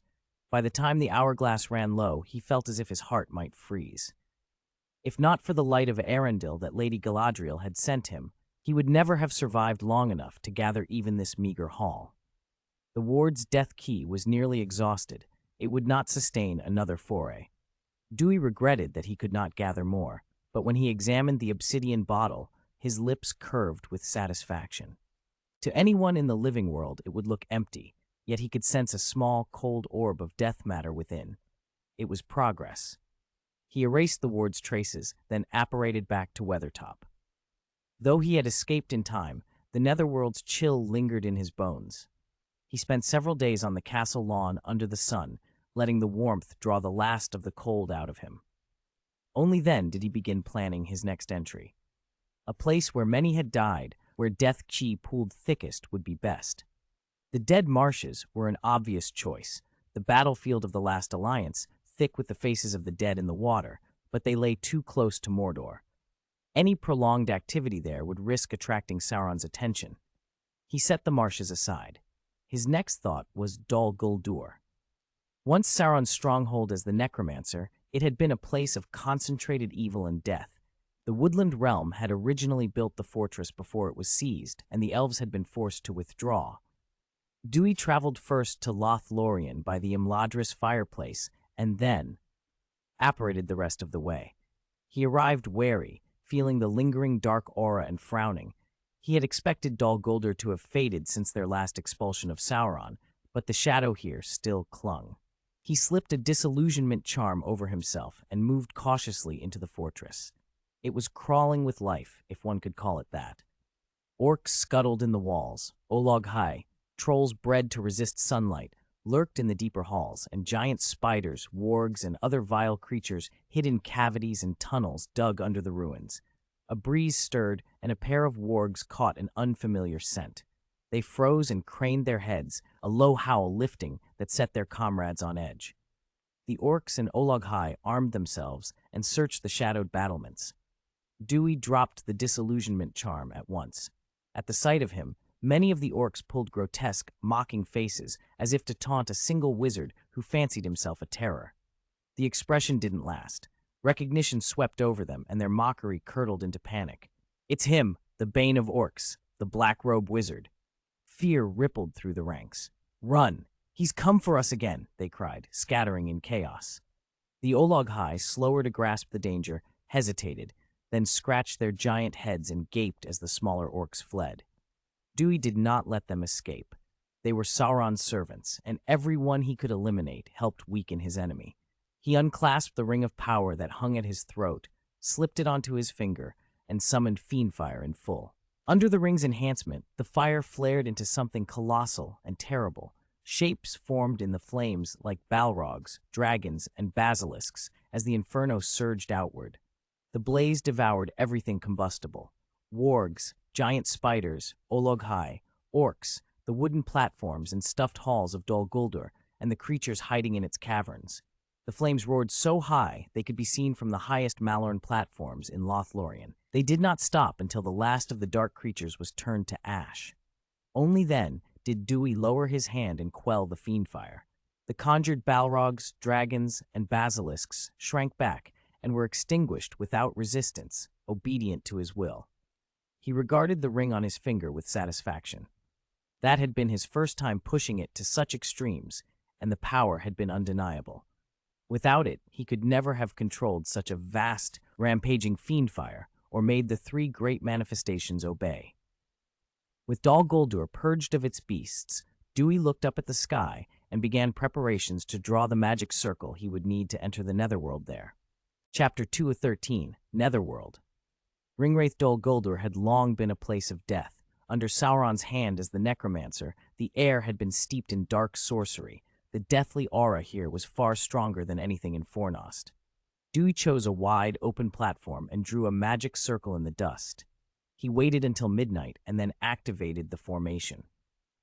As the surrounding death energy funneled into the sigils, the barrier between the living world and the netherworld tore thin. The circle became a gateway. He stepped into the formation and took up the Morgul blade he had brought as a key. The moment his fingers closed on the hilt, the world around him melted away.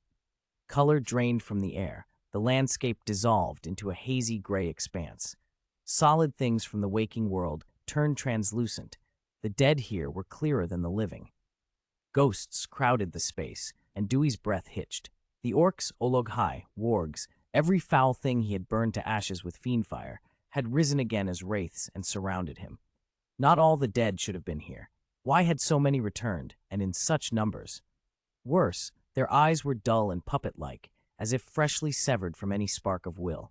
Among them were older, twisted specters, corrupted humans, dwarves, orcs, trolls, and even elves. Their minds were gone, replaced by something cruel and hollow. Dewey's training and experience gave him an immediate guess. These were the undead Sauron had collected and tinkered with while he was the necromancer, souls denied their proper passage to the halls of Mandos and bound to the netherworld. Whatever the reason, they were maddened and ravenous.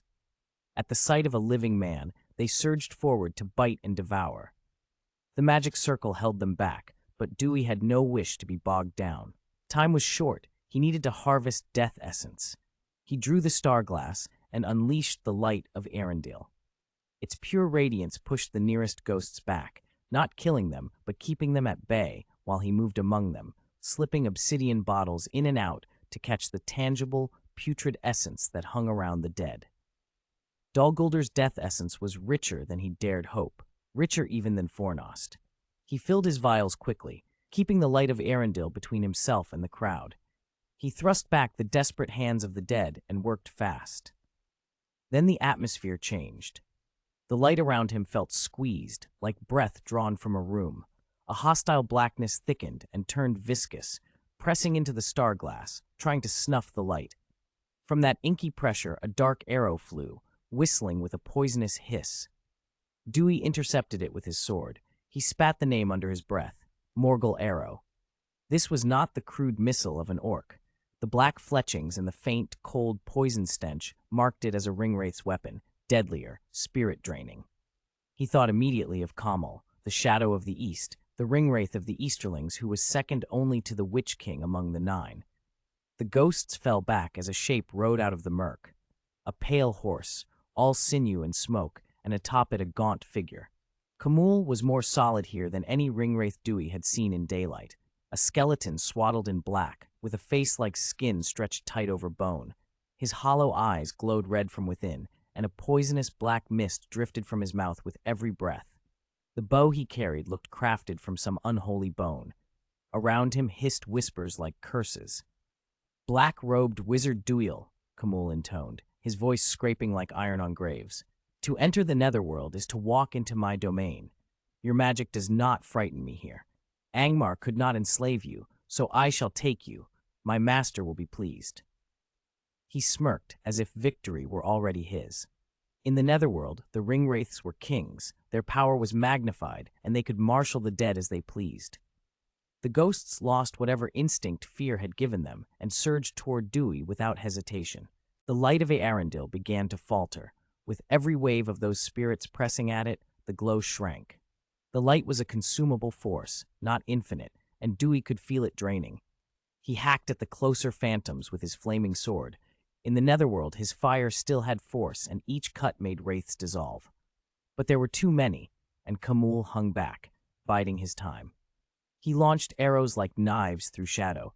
Each hit could, like a Morgul blade wound, turn the injured into a spirit bound to him. Dewey's reflexes held. Years of training with Elrohir and Eladon, the quickening from Entdrot, and the clarity granted by his crown of wisdom let him block volley after volley. But he watched the sands fall in his alchemical hourglass and began to retreat, heading for the safety of the magic circle. Camul noticed and rode to cut him off. He raised a heavy mace and smashed at the circle, trying to break Dewey's escape. The mace struck with a thunderous crack, but the sigils only rippled. The formation was anchored to the real world. The blow could not shatter it from the netherworld. Dewey laughed, voice sharp. "Fool, the circle is set in the real world. You can't destroy something in the real world while you're out here." Camul's red eyes glittered. Then, with a cold, amused patience, the ringwraith grew thin and transparent and reappeared in the waking world. As a bearer of one of the rings, he could pass between realms at will. From the real plane, he struck the circle again with one swing. This time, the stone and air screamed, and the sigils shattered. The barrier in the netherworld collapsed. The ghosts had free passage. Camul laughed from out of the haze. "Now you are trapped. The netherworld is your grave. You will be my slave." Dewey's face didn't show panic. He was amused. He relaxed his grip on the Morgul blade he still held. At once, the color rushed back into his vision. He had broken his tether to that realm. He was back in the real world. Only he and the astonished ringwraith faced each other. "Who said I needed that circle to leave?" Dewey said, smiling insolently. He didn't wait for Camul to react. He let the ring of power on his finger blaze. With a single ringing command, Expecto Patronum, he sent forth a Patronus like none Camul had ever seen. The ring flared, and from it burst a colossal owl of silver light, its wings blotting out the sky. It was the size of Thorondor. The white expanse it cast swallowed the battlefield. Before Camul could slip back through any rift, the owl struck. It seized the ringwraith and wrapped him within its transparent form, blocking him from escaping. For once, the creature's mocking eyes were trapped inside a purifying radiance. Dewey raised the star glass and poured power into the light of Arundel. The lamp flared until it was blinding.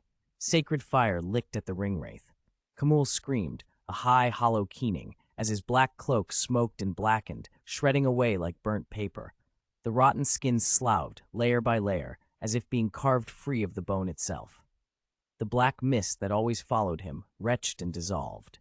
Seeing his chance, Dewey drew one of the barrow daggers he had taken from the Barrow Downs, an old, trusted blade with a special sting against the ringwraiths.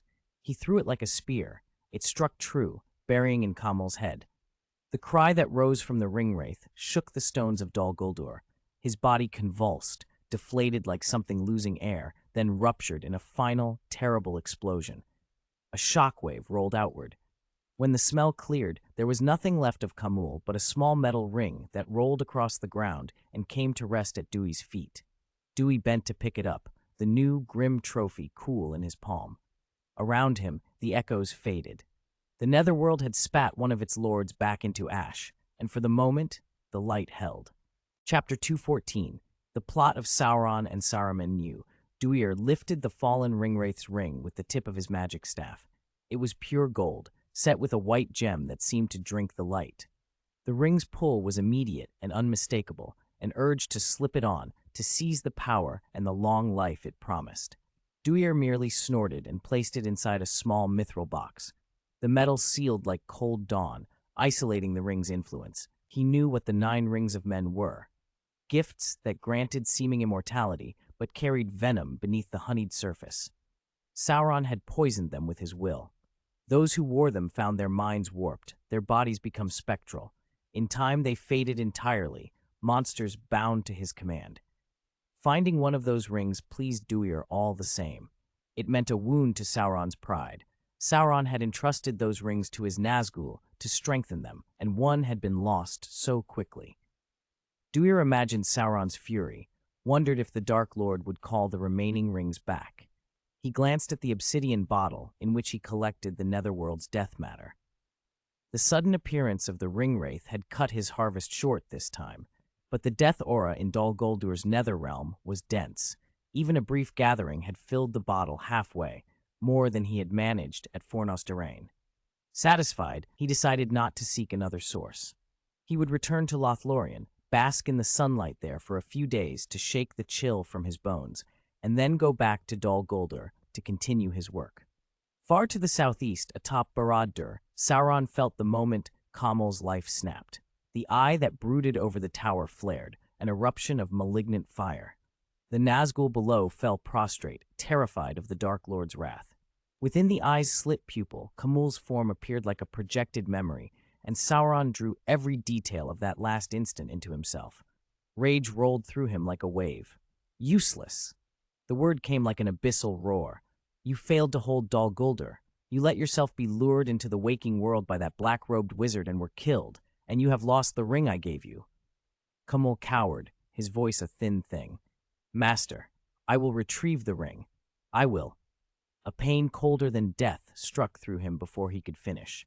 Camul screamed as if his spirit were torn. His wraith form twisted and shrank under a torment that seemed to come from the marrow of his being. The other Nazgul pressed themselves to the ground in deeper terror, scarcely daring to breathe, lest they draw Sauron's attention. Only when the worst of the anger passed did Camul's form sag, near collapse, alive only because Sauron's will tethered him to being. Camul, Sauron said, the voice like grinding stone, you will have another chance. Bring me back those rings of power, or I will find another servant to take your place. Broken, Camul swore he would not fail again. Yes, master, I will retrieve the ring. At that moment, Saruman stepped from the shadow behind the Nazgul. His tone was mocking but calculated. Sauron, he said, do you think these useless things will recover the 9 rings from that black-robed boy? You would be better served by helping me reclaim Isengard. He wore the robe of many colors and held a dark staff, its ironwork gleaming with craft the eye itself had once admired. He had styled himself the Wizard of Many Colors, claiming that white could be painted any hue and that he would encompass all light. The staff he carried had been reforged with Mordor's aid. Since his rescue by Sauron's forces, Saruman had not given up the dream of taking Isengard back. He hated Duir with a depth sharpened by humiliation. If Duir had not lured him into that trap, Saruman would not have been reduced to homelessness. Sauron regarded Saruman with a colder respect than he showed the Nazgul. I will help you reclaim Isengard, he said, but not now. Our scouts report worrying news. That black-robed wizard has subjugated the Dunlendings and negotiated peace with Rohan. You have no allies there unless Mordor's armies carry you in, yet Mordor cannot reach Isengard until Rohan and Gondor are dealt with. Saruman's face tightened, envy and hatred curled behind his eyes. He spat the name Duir as if it burned. Sauron hid a satisfied smile. It suited him well to see Saruman stripped of his former arrogance and forced into dependency. Their correspondence through the Palantir had always been tinged with mutual convenience and secret calculation, but now Saruman's tower was gone, his ring and staff seized. He had become openly a subordinate of Mordor. The change, Sauron knew, had not been idle. Saruman, the foremost engineer of the age, had set Mordor's forges and workshops to a furious pace. With Sauron's resources, he had built engines of war, invented blasts and guns, cast new siege weapons, and run cruel experiments in breeding. He crossed orc and man, bred larger, hardier Uruk-hai that spat at sunlight and raised Olog-hai. The raw combat power of Mordor rose dramatically. "How fares the breeding program?" Sauron asked. Saruman's mouth tightened. "They are larger and less timid of day, but they are only marginally stronger than ordinary fodder. Against men they might hold, but against the black-robed wizard, they are nothing. That boy's fire, his sorcery, falls upon troops and turns thousands to ash. Our creations are meaningless against such power." Sauron nodded. He had seen Duir's hand at work. He had watched through the palantir as the black-robed wizard intervened time and again, and as Sauron's influence was chipped away. Spiders scattered from Mirkwood under Duir and the Elves, the Spider Queen slain. Orcs loyal to the dark were cut down in Moria by Duir and the dwarves. Bands in Eriador were extinguished. Wherever Duir moved, Sauron's shadow shrank. Like Saruman, Sauron now counted him as a personal scourge. He wanted Duir eliminated as surely as Saruman did. "So what is your plan?" Sauron asked. Saruman's grin was cold and precise. "That black-robed wizard tamed a dragon," he said. "Why should we be denied such beasts? Morgoth once raised legions of dragons. Don't you want the same, Sauron?" Sauron's desire was plain. He had even tried to open communications with Smaug of the Lonely Mountain. Dragons, however, answered to their own pride. Aside from Morgoth himself, they bowed to no master. Smaug had shown only contempt to Sauron. That Duir had found favor with Smaug drove Sauron's envy even sharper. Saruman's eyes went dark. "Not Smaug," he said. "There is another, an older dragon, one that survived the War of Wrath. It is larger, deadlier in power than Smaug, and it sleeps now, hidden where snow never melts. It is a cold dragon. Its breath freezes flesh and spirit alike.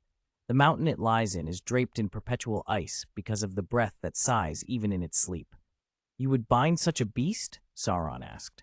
Dragons cared only for hordes and dominion, none less than Morgoth commanded them. An ancient worm was an even greater arrogance to think to tame. Saruman shook his head, a sneer parting his lips. "I do not claim to tame it.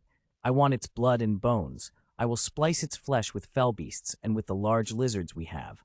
From that, we will breed drakes, armies of them." Sauron's eye flared with renewed hunger. "You can do that?" "Of course," Saruman said. "But the dragon's strength is immense. We must strike together to rouse or claim that sleeping cold dragon." Sauron laughed, the sound rolling like distant thunder and shaking off the remaining sting of Kamal's loss. "Very well, do as you suggest." Saruman's expression grew even more sinister. "And I have a further idea," he added. "We can bind an evil spirit to the beast, parasitize it with a will of our making, and so force its service." Sauron's approval was immediate. The two conspirators, the Speaker and the Eye, began to lay the bones of a plan that would reach even to frozen mountains and the old bones of the world. Chapter 215, Making the Golden Cup. Duir had no knowledge of Sauron and Saruman's plans. He returned to the Netherworld several more times, stopping only when he had gathered enough of the death matter he needed.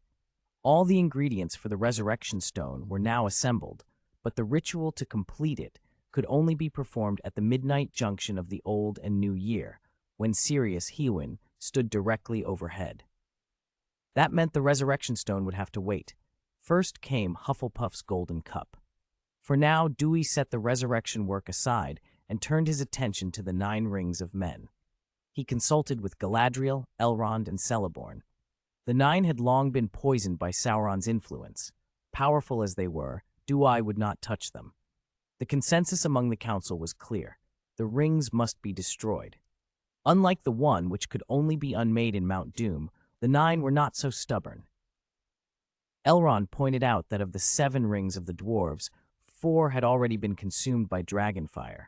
Perhaps a dragon could finish what was needed here too. They agreed. Dewey summoned Smaug and had the dragon breathe upon one of the 9. Smaug's fire did affect the ring. It glowed white-hot. But Smaug, for all his might, was not the greatest of dragons. His flames would have had to lick the metal for days to melt it through. To accelerate the process, Dewey produced a bowl of basilisk venom, taken from Helpo, and plunged the ring into it. The venom boiled and hissed, corroding the metal like sulfuric acid. The ring's surface pitted and dulled. The venom alone halved the time needed. Dewey was still unsatisfied. While Smaug kept the ring heated, Dewey added fiend fire, letting the infernal flames rage alongside the dragon fire. The combined onslaught, dragon fire, basilisk venom, and fiend fire, began to take its toll. The 9 were not mere rings, they were the heart of the ringwraiths, horcrux-like anchors for their spirits. As the metal dissolved, Camol felt it. He shrieked in agony. As the venom ate at the ring, his spiritual form frayed, as if the wraith itself were corroding. When the ring was seared by fire, Camol's spectral body caught and burned. The other ringwraiths sensed the disturbance and grew restless. Sauron, the master who watched over them, perceived Camol's torment and raged. He had once hoped that Dewey, having obtained Camol's ring, might be tempted to claim it, perhaps even wear it, and so be drawn under the ring's power. Now Dewey was trying to destroy it. Sauron lashed out with the ring's seductive power, attempting to halt the destruction, but Dewey was prepared. He carried the light of Arendil and had his Patronus ready. No matter how the ring called, Dewey remained unmoved. He kept Smaug and the Fiendfire focused, and the ring continued to weaken. Why did Sauron not send the other Nazgul to seize it? Because Elrond and Galadriel stood near Dewey. Any attempt to reclaim the ring would be suicidal. Sending the Nazgul would have only led to more of the rings being destroyed, so Sauron could only watch as Camol's wails dwindled. After a day of relentless burning and corrosion, the ring finally collapsed. The white gem set into it shattered. A dense black mist, thick with malice, erupted from the broken jewel and formed Camol's hideous face. He let out one last, unwilling cry and then dispersed. Far away, in Mordor, the Broaddor felt the rupture as Camol's soul scattered and vanished. Even Sauron's power could not recall him. One of the 9 was gone. The remaining 8 Nazgul were shaken, fearful in the presence of an eerily silent Sauron. Then the Dark Lord's anger broke like a storm. His eye flared. The air around Barad-dûr darkened.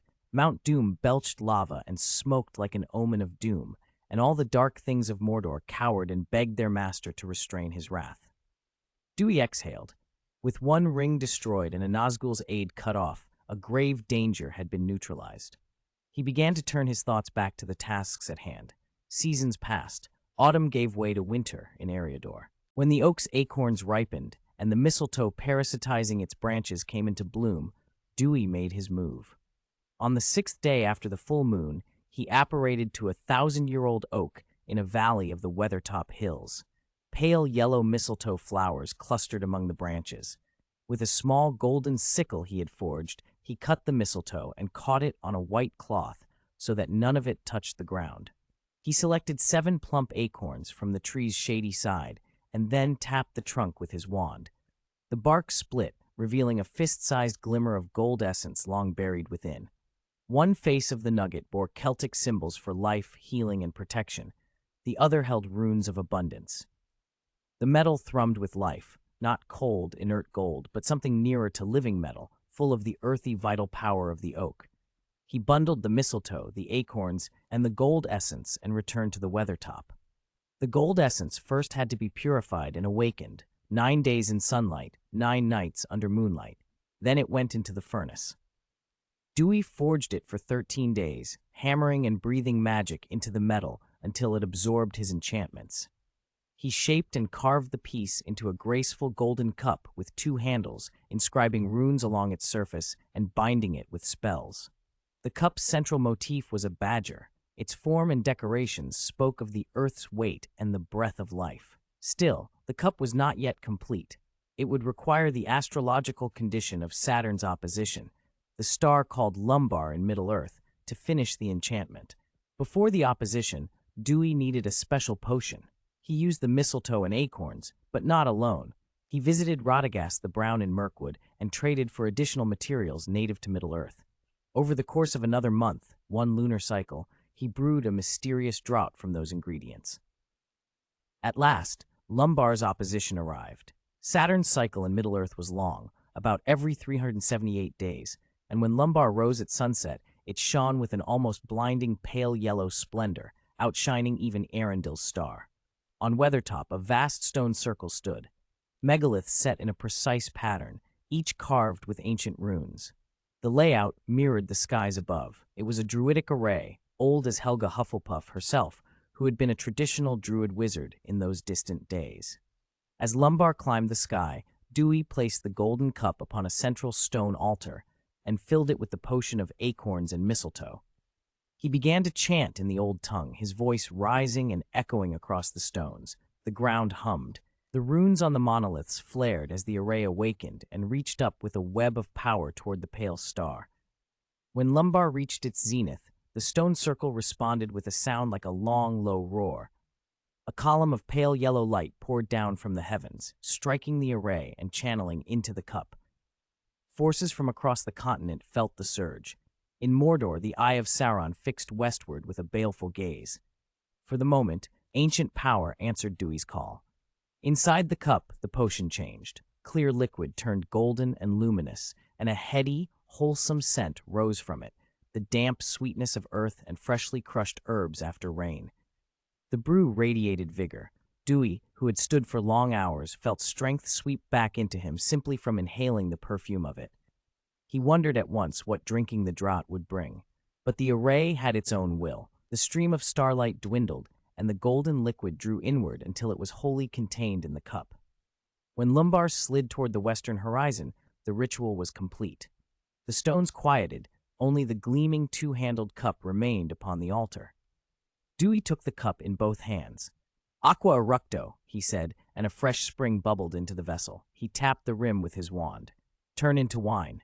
The water blushed into red wine and faintly smelled of ground fruits and herb.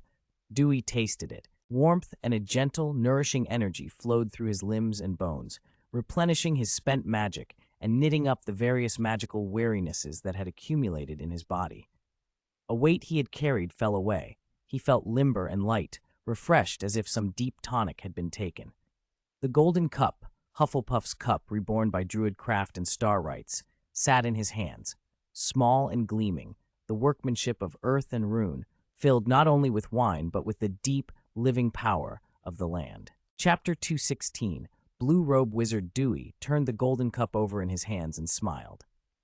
Unlike Gryffindor's sword or Ravenclaw's diadem, Hufflepuff's cup was no weapon and offered no cleverness. It was a holy grail of healing, nourishment, and magical restoration. It could cure wounds, restore vitality and magical reserves, and even basilisk venom, except for phoenix tears. Nothing else could reliably counteract that poison. Long use of the cup brought something close to longevity, fewer illnesses, better health, and a life longer than most wizards. That was why Helga Hufflepuff outlived the other founders. Beyond that, the cup was a practical servant. It could summon food from afar, multiply provisions, and continually produce drinks, wine, milk, tea, everything a household might need. Having completed it, Dewey took the cup from Stonehenge and left the site intact, leaving the structure as a scenic part of the stronghold. He might need it again. From there, he stepped through the fireplace to Rivendell. "Duir, was the golden cup successful?" Arwen asked, quiet concern in her voice. She had seen the projection of the star over Weathertop the previous night, and though confident in Dewey, wanted to hear the answer herself. Dewey smiled and nodded. It worked. Relief washed over Arwen's face. A real smile replaced the worry. "Congratulations," she said, genuinely pleased. Arwen had been staying in Rivendell under the care of her elder brothers, Eladon and Elrohir, at Elrond's mild insistence. Until a wedding, it was not proper for Dewey and Arwen to live together. Besides, Arwen now had a new ward, the winged foal Dewey had given her. She kept it in Rivendell and fussed over it tenderly. The other elves adored the pure white creature. It fit the elvish sense of beauty perfectly. Eladon and Elrohir were openly jealous, and even Elrond found reasons to visit. Dewey was not blind to their delight. Seeing how attached they'd become, he'd already promised to breed 3 more winged horses for them. The expected foals were being cared for in Isengard. A neigh floated down from the heights above Rivendell as they spoke. Dewey looked up to see a pure white winged horse descending, its coat pearly in the sunlight. This creature had the speed, strength, intelligence, and stamina of the Mieras, and the power of flight and keen sight like the great eagles. From aloft, it had spied Dewey and Arwen, and with a joyful cry it dove, beating massive white wings, and settled on the platform. It nudged Arwen and then Dewey with gentle affection. Dewey reached out to stroke the creature, smiling warmly. Arwen had named the foal Elenoros, Star Horse, and though still young, its eagle-bred genes had given it a larger frame and fully grown wings. It had long since learned to fly. Eleanorus had quickly become Rivendell's darling. The elves loved it and secretly plotted about finding it a mate when it matured. Elves, it seemed, had their own small intrigues. After calming the horse, Dewey and Arwen went to see Elrond. The Lord of Rivendell was as gentle and grave as ever, his eyes full of deep thought.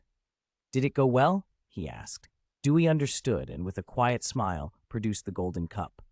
Elrond examined it closely, and admiration softened his features.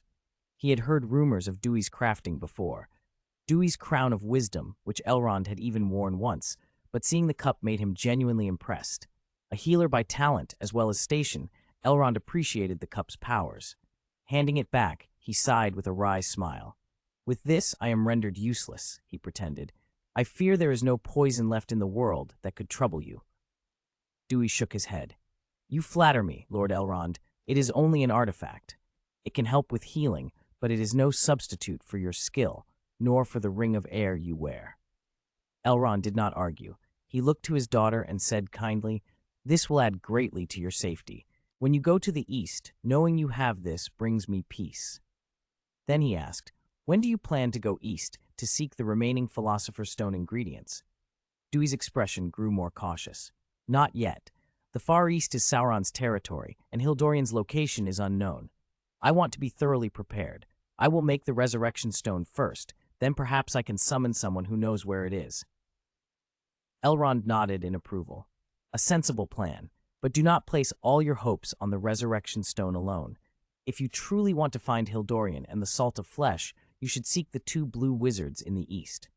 Like Mithrandir, they came from the west across the sea, earlier even, and they have worked in secret against Sauron there for a long time. They may know of Hildorian." "Blue wizards?" Dewey asked, surprised. "Do you know them, Lord Elrond?" Among the 5 Istari who came to Middle-earth, the 2 blue wizards were the most mysterious. They went straight to the east and remained there. Few histories mention them. Dewey knew only that they were Maiar, who had come under Orom's charge, and that after the War of the Ring, they had stayed in the east. Elrond said he had met them once. "They came to the Grey Havens and traveled along the great east-west road to Rivendell," Elrond explained. "I hosted them briefly. They did not linger. After passing the Misty Mountains, they went straight east, and I have not seen them since. I have heard only whispers that they worked in secret, fomenting rebellion against Sauron, hindering his plans in the east, and limiting the Shadow's strength there." Elrond moved to the edge of the reflecting pool and, with a gesture, caused the water to ripple. An image rose from the surface. 2 old men in deep blue robes. One had a short brown beard. The other's beard was longer, though still shorter than Saruman's or Gandalf's. Elrond touched the figure with the shorter beard. "This is Morinetar." Then he pointed to the other. "This is Romestamo. They are close companions, always together, hence the name Blue Wizards. If you go east to find Hildorian, seek them out and ask for help." He added thoughtfully, "I am not very familiar with them. You might ask Radagast or Mithrandir. As fellow wizards, they may know how to contact them. Saruman would have known them best. He traveled to the Far East with them and later returned alone. But of course, with Saruman's betrayal, he is no help now." Armed with this new information, Dewey did not linger. After bidding Arwen farewell, he took the fireplace to Isengard rather than returning to Weathertop. He had invested much of his time and energy in fortifying Isengard against Saruman and Mordor. The burden felt lighter as the beasts he had bred, 3-headed wolves, griffins, and hippogriffs, grew strong and reliable. Otherwise, he would have had to keep constant watch here. He emerged in the first floor of Orthanc into the huge space he had created with the undetectable extension charm. The chamber now matched the size of a football field, roomy enough for even a 3-headed wolf. One such wolf lay sprawling, a hulking mass like a small hill.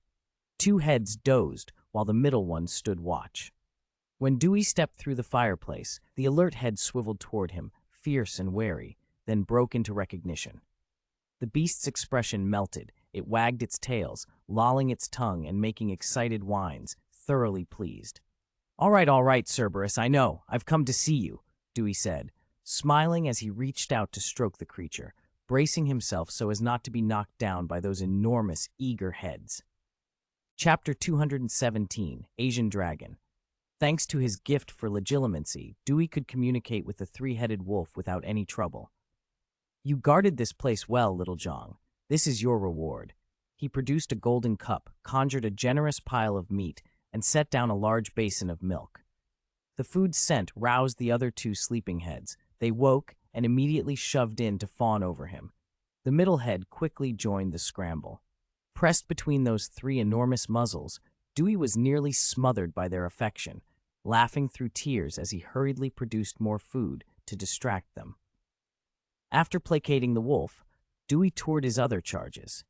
The griffins perched on the tower were not as large as the three-headed wolf, but, inheriting the blood of the great eagle, even the youngsters had bodies bigger than an adult lion's. Compared with the clingy wolf, the griffins were aloof and dignified, like great cats who enjoyed attention but never acted foolishly for it. They delighted in Dewey's caresses, yet kept a reserved air, and were remarkably intelligent and loyal. Each day they patrolled the skies around Isengard, watching the surrounding lands. From one Griffon's memory, readable to Dewey through his talent, he learned they had even seized several orcs from the Misty Mountains and torn them apart with beaks and claws during his absence. Dewey stroked the griffin's sharp beak and patted its neck. "Well done, Aslan. You make me proud." Aslan flapped its wings and cried out in a mixture of eagle and lion calls, then performed its duties with even greater diligence, admitting no trespassers into its master's domain. The hippogriff, less clever than the griffin or the three-headed wolf, was allowed to roam freely in the forests of Isengard with the mare that had given it birth. Though nearly as tall as the mare already, the youngster remained close to its mother. It could hunt rabbits and mice for itself, sometimes chewing on grass or wild fruit, and preferred living on the ground despite possessing wings. Inside the circular wall, Dewey had built a stable for several maras he'd rounded up on the plains. Those mounts were now carrying embryos that were hybrids of great eagles and horses. Dewey could not predict which would become hippogriffs and which would become pegasi. Magic crossbreeding is capricious. He had promised the pegasi to Elrond, Eladan, and Elrohir.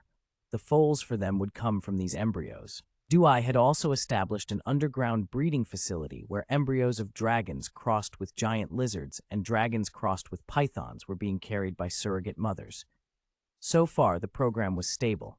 His aim was to produce a subspecies of dragon, creatures not as large or wise as Smaug, but useful.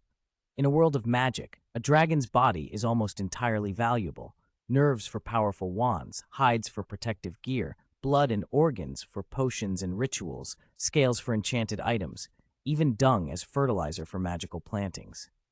Dewey needed dragon parts for many experiments, but he could not take them from Smaug. The dragon had already suffered when Dewey drew blood once and bore a lasting terror of being dismembered. If he could breed sub-dragons, Smaug might be spared further harm. Dewey's activities, of course, ran parallel to plans being brewed by Sauron and Saruman, but he pressed on. The first egg came from the giant lizard Thorondor, the great eagle had captured for him in the Misty Mountains. Over 7 meters long, that lizard was a fearsome creature even orcs avoided. It laid just one egg, an enormous oval shell larger than an ostrich's egg, as hard and patterned as a carved stone.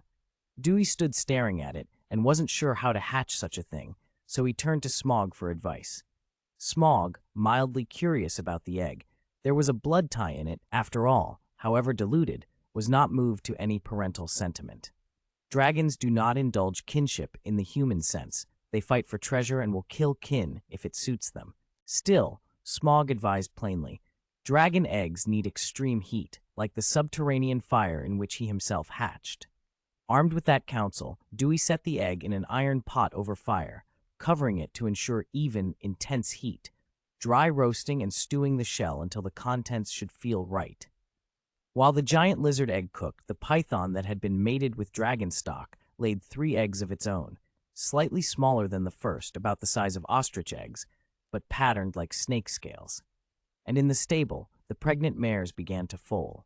8 mares produced 3 hippogriffs and 5 pegasi. Dewey arranged for the hippogriffs to live in the Isengard woods among the untended groves of Fangorn. The 5 Pegasi, 1 black, 1 gray, 2 red, and 1 moon white, were handsome and noble. The allocation came naturally to Dewey. The black Pegasus for Elrond, the 2 red for Eladon and Elrohir, the gray for Celeborn, and the moon white for Galadriel. Word of the Pegasi's birth carried quickly. Elrond, usually calm and composed, teleported in from Rivendell with Eladon and Elrohir at his side, and Arwen smiling warmly behind them. Dewey had never seen Elrond so animated.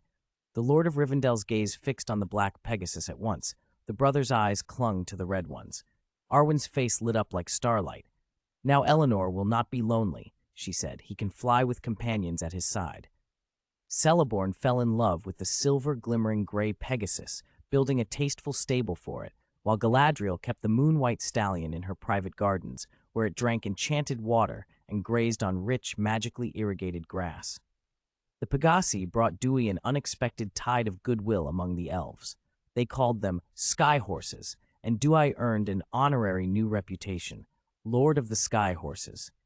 But his attention soon returned to the dragon eggs. After a month of blazing incubation, the giant lizard egg began to tremble violently. Dewey pulled the iron pot off the hearth and floated the scalding egg onto a table to cool. The shaking intensified, the shell cracked, and then split apart with a final burst. A slimy, black-scaled hatchling slumped onto the table, coated in egg fluid. It looked like a lizard, black scales, yellow eyes, bronze horns on its head, and a long tail bristling with similar spikes. Dewey collected the shell fragments and remaining fluids for potion ingredients, then leaned in to study the newborn. The hatchling gave a wary, childlike warning cry. When Dewey moved closer, it spat a spray of sparks. They fizzled out against an invisible barrier Dewey had summoned to protect himself. Careful examination showed the creature had inherited a scaled-down version of dragonfire. It could breathe sparks and small flames, but nothing like a great dragon's torrent. Its intelligence was low, only marginally above a normal beast. Though it retained a weakened version of dragon's famed avarice, it was drawn to shiny things. Thus, the first sub-dragon of Middle-earth came into being. A week later, the 3 serpent-patterned eggs from the python cross began to crack. Out rolled 3 hatchlings, quite unlike the first. Dark green from snout to tail, long and stout, small dense scales like pebbled armor, 2 gleaming golden horns crowning each head. Their forms were more serpentine, but they had 4 limbs and a pair of wings along their backs. The little brood unfolded their leathery wings and shook themselves free of egg slime, new additions to the strange hybrid stock Dewey had set out to create. Duir watched the newborn dragons with a pleased, almost paternal smile. Though these hatchlings had not inherited the full wisdom of true dragons, their magic and physical power falling short of the ancient beings they resembled, they were still dragonkin, and every scale of a dragon was worth guarding. More importantly, the bodies of dragons held tremendous value.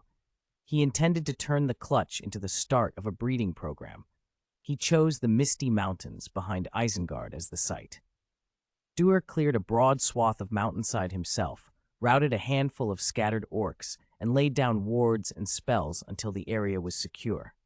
Using the amplification of the Rings of Power and his own sorcery, he concealed the dragon farm across several hundred kilometers. He spent half a month on it, nearly exhausting his magical reserves and needing the Golden Goblet's aid to recover. The result, however, justified the effort. The dragon farm vanished from every map of the Misty Mountains. Anyone approaching its location would feel a subtle tug of confusion, an effect like confundo, steering them away. The dragons inside could not leave. They lived and moved only within the bounds he had set. Duir did not intend to stop with a few hatchlings. He nabbed other giant reptiles, lizards, pythons, crocodiles, and experimented with crossbreeding. In time, the farm filled with variations: fire-breathing, lizard-like dragons, green, gas-spewing dragons that used poison, sinuous gray dragons that moved like pythons, squat, armored black dragons like crocodiles. But those plans would wait. As the year drew to a close, Duir turned his attention to another, more urgent task.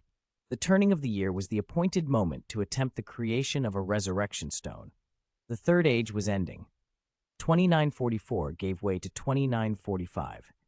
Duir had been in Middle-earth nearly 4 years. The expedition to the Lonely Mountain had been 3 years gone. At midnight, when the old year became the new, he stood atop Orthanc. Beneath his feet, a magic circle and ancient runes had been traced in mithril.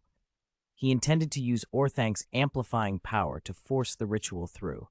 Around him were the necessary materials, several vessels of death matter, 2 spatial bags, and the same furnace he had used before to smelt mithril.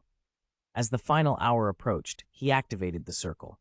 Orthanc multiplied the circle's strength until the power between earth and sky seemed to funnel into a single storm vortex, pouring into the furnace. Moonlight and starlight alike were drawn in. A magical flame flared, searing hot. Duir tipped dragon blood powder into the blaze. The fire ran blood-red and hotter still, and for a heartbeat, the flame itself shaped into the likeness of a dragon.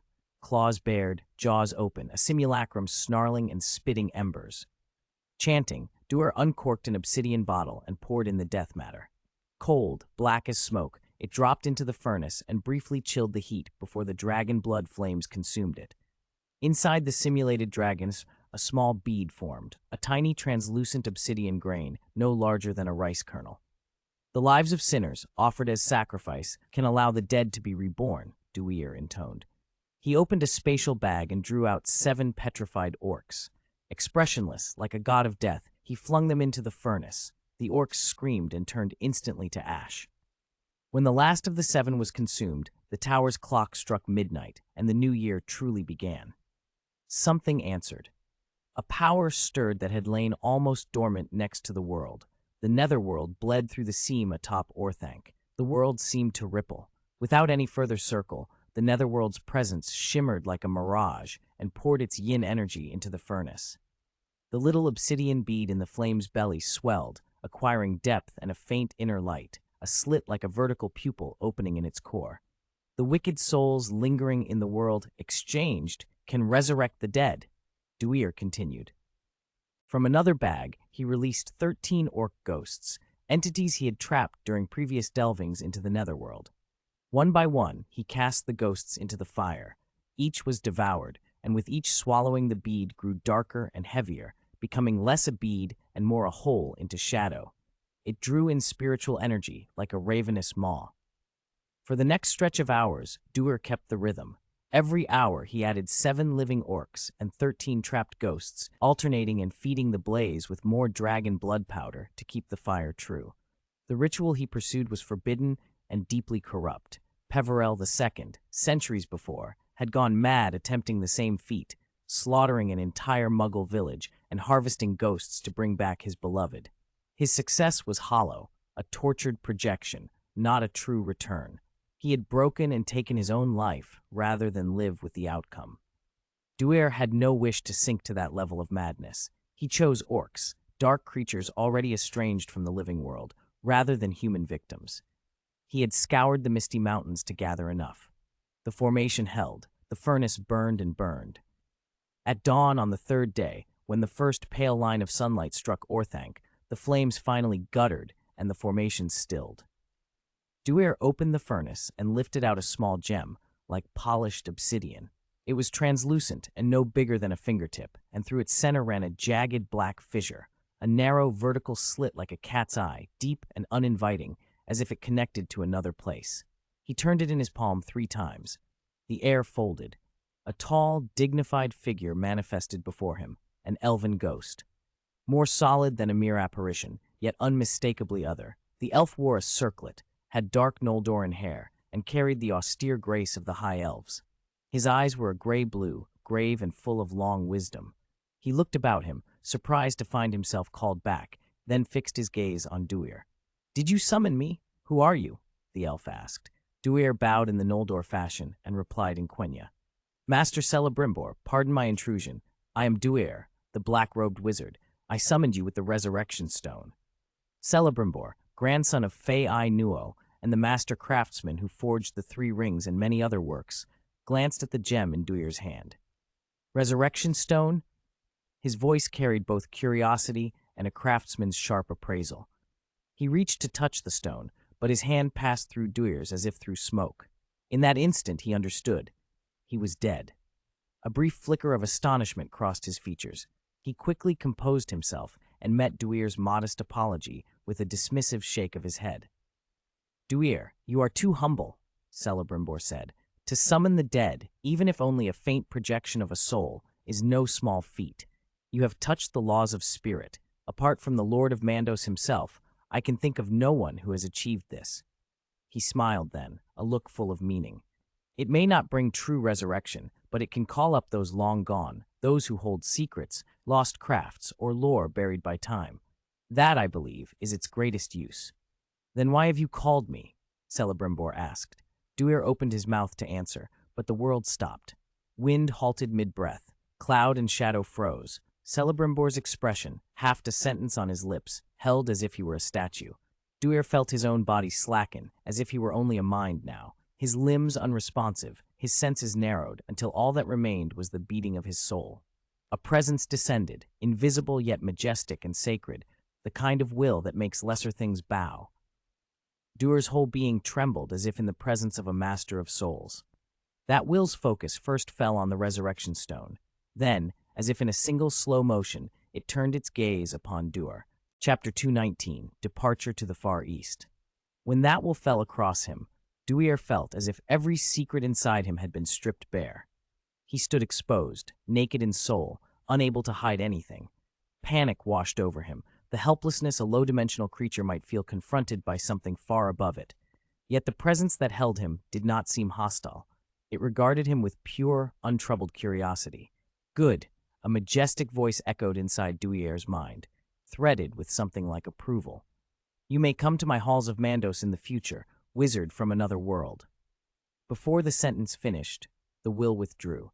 Time that had been frozen resumed its flow. The still air began to stir, and the world's sounds returned. Duir's heart hammered. Was that Namo, the Vala Mandos, ruler of the dead? He had not expected that summoning the resurrection stone could draw the attention of such a power, and in a single word Mandos had hinted at the greatest secret of his halls. "Duir? Duir wizard?" Celebrimbor's voice pulled him back. The elf smith stared at him with concern. "Are you all right?" Duir swallowed and forced a smile. "I'm fine. I just got distracted for a moment." Underneath the composure, though, he was elated. Something fundamental in him had changed. His soul felt strengthened, as if he had gained years of inner discipline in an instant. His mental power had swelled, and even his magic reserves had grown. Could a single glance from a Vala do this? This was the kind of change a lifetime of meditation would normally produce. The thought left him shaken and dazzled. Putting his excitement on hold, Duir stated his purpose plainly to Celebrimbor. "Master Celebrimbor, your craft is peerless. You forged the 3 rings of the Elves. I wish to learn your art so I can forge a ring of my own." Celebrimbor's face hardened. The craft of the Rings of Power came through Sauron. He came to Eregion as Anatar and deceived me and the other smiths. With our hands, the 9 for men and the 7 for the dwarves were wrought. I suspected him and alone made the 3 for the elves, for fear that otherwise they would be defiled and I would be bound to Sauron's will. He sighed, the old sorrow in his voice. "I hid the 3, entrusted them to others, and swore never to use them while Sauron held the 1 ring. Do you still wish to learn, even knowing what the craft can do?" he asked. Duir nodded and took the ring he wore at his throat from its chain, Celebrimbor for astonishment and then disappointment crossing his features as he examined it. "This is poorly made," he said at last.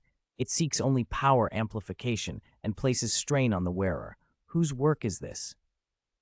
"Saruman," Duir answered. "The White Wizard. He betrayed his order and colluded with Sauron." He told Celebrimbor briefly about Saruman's fall and about recent events since the smith's death. Celebrimbor listened and sighed. So much had changed in the years since his passing. When Duir mentioned that the 1 ring was no longer in Sauron's hand and that he had ties to Galadriel and Elrond, the master smith relented. If the chief danger was gone, there was less risk. "I would have welcomed you as an apprentice, had you come in my lifetime," Celebrimbor admitted, "but I will teach you what I can." Duir's relief was immense. He had long coveted the power of the 3.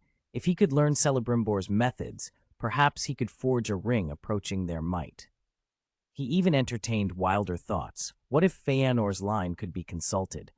The inspiration was there, but the resurrection stone could not summon arbitrarily. It responded only to genuine emotional ties between summoner and the dead.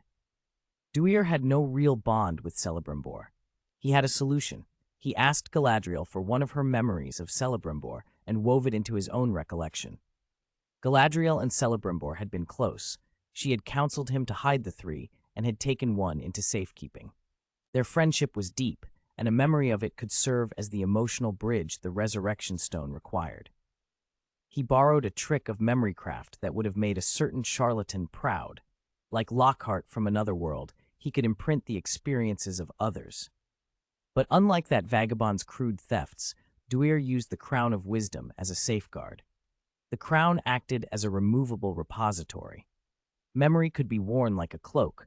Put it on, and you had the memory. Take it off, and it went with the crown. His own mind remained untouched. With Galadriel's memory implanted in the crown, the summoning worked.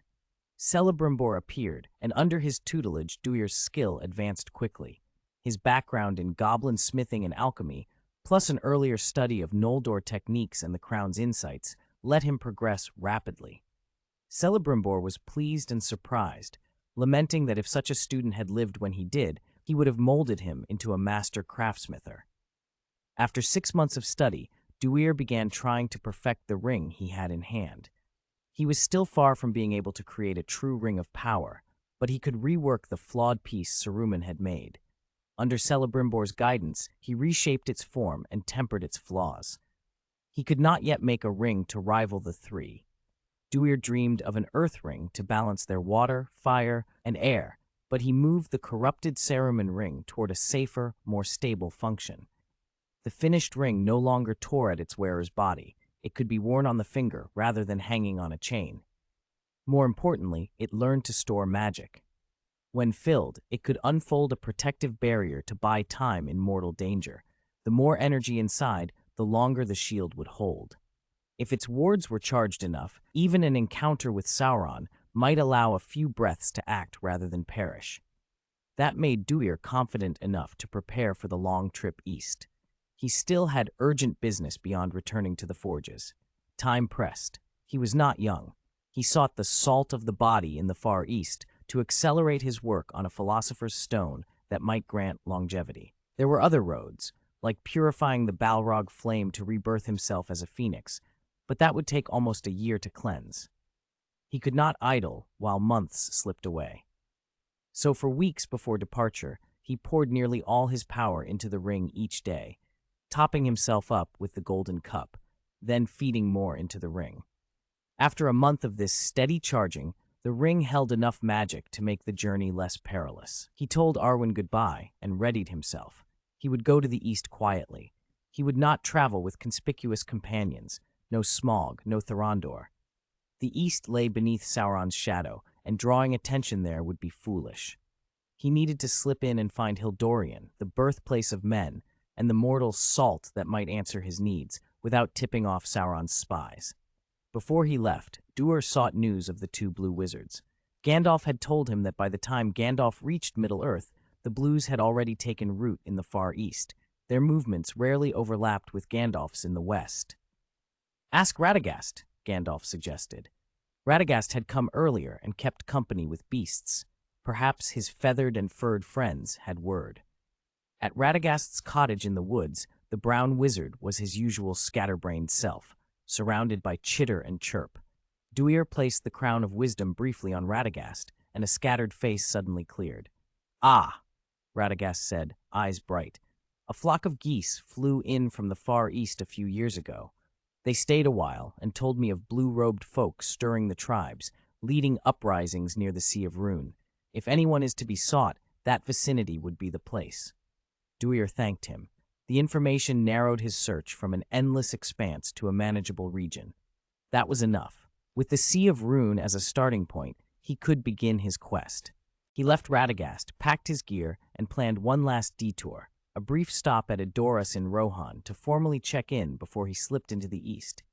Then at last, the road called him, eastward, toward sea and mystery and the promise of long life.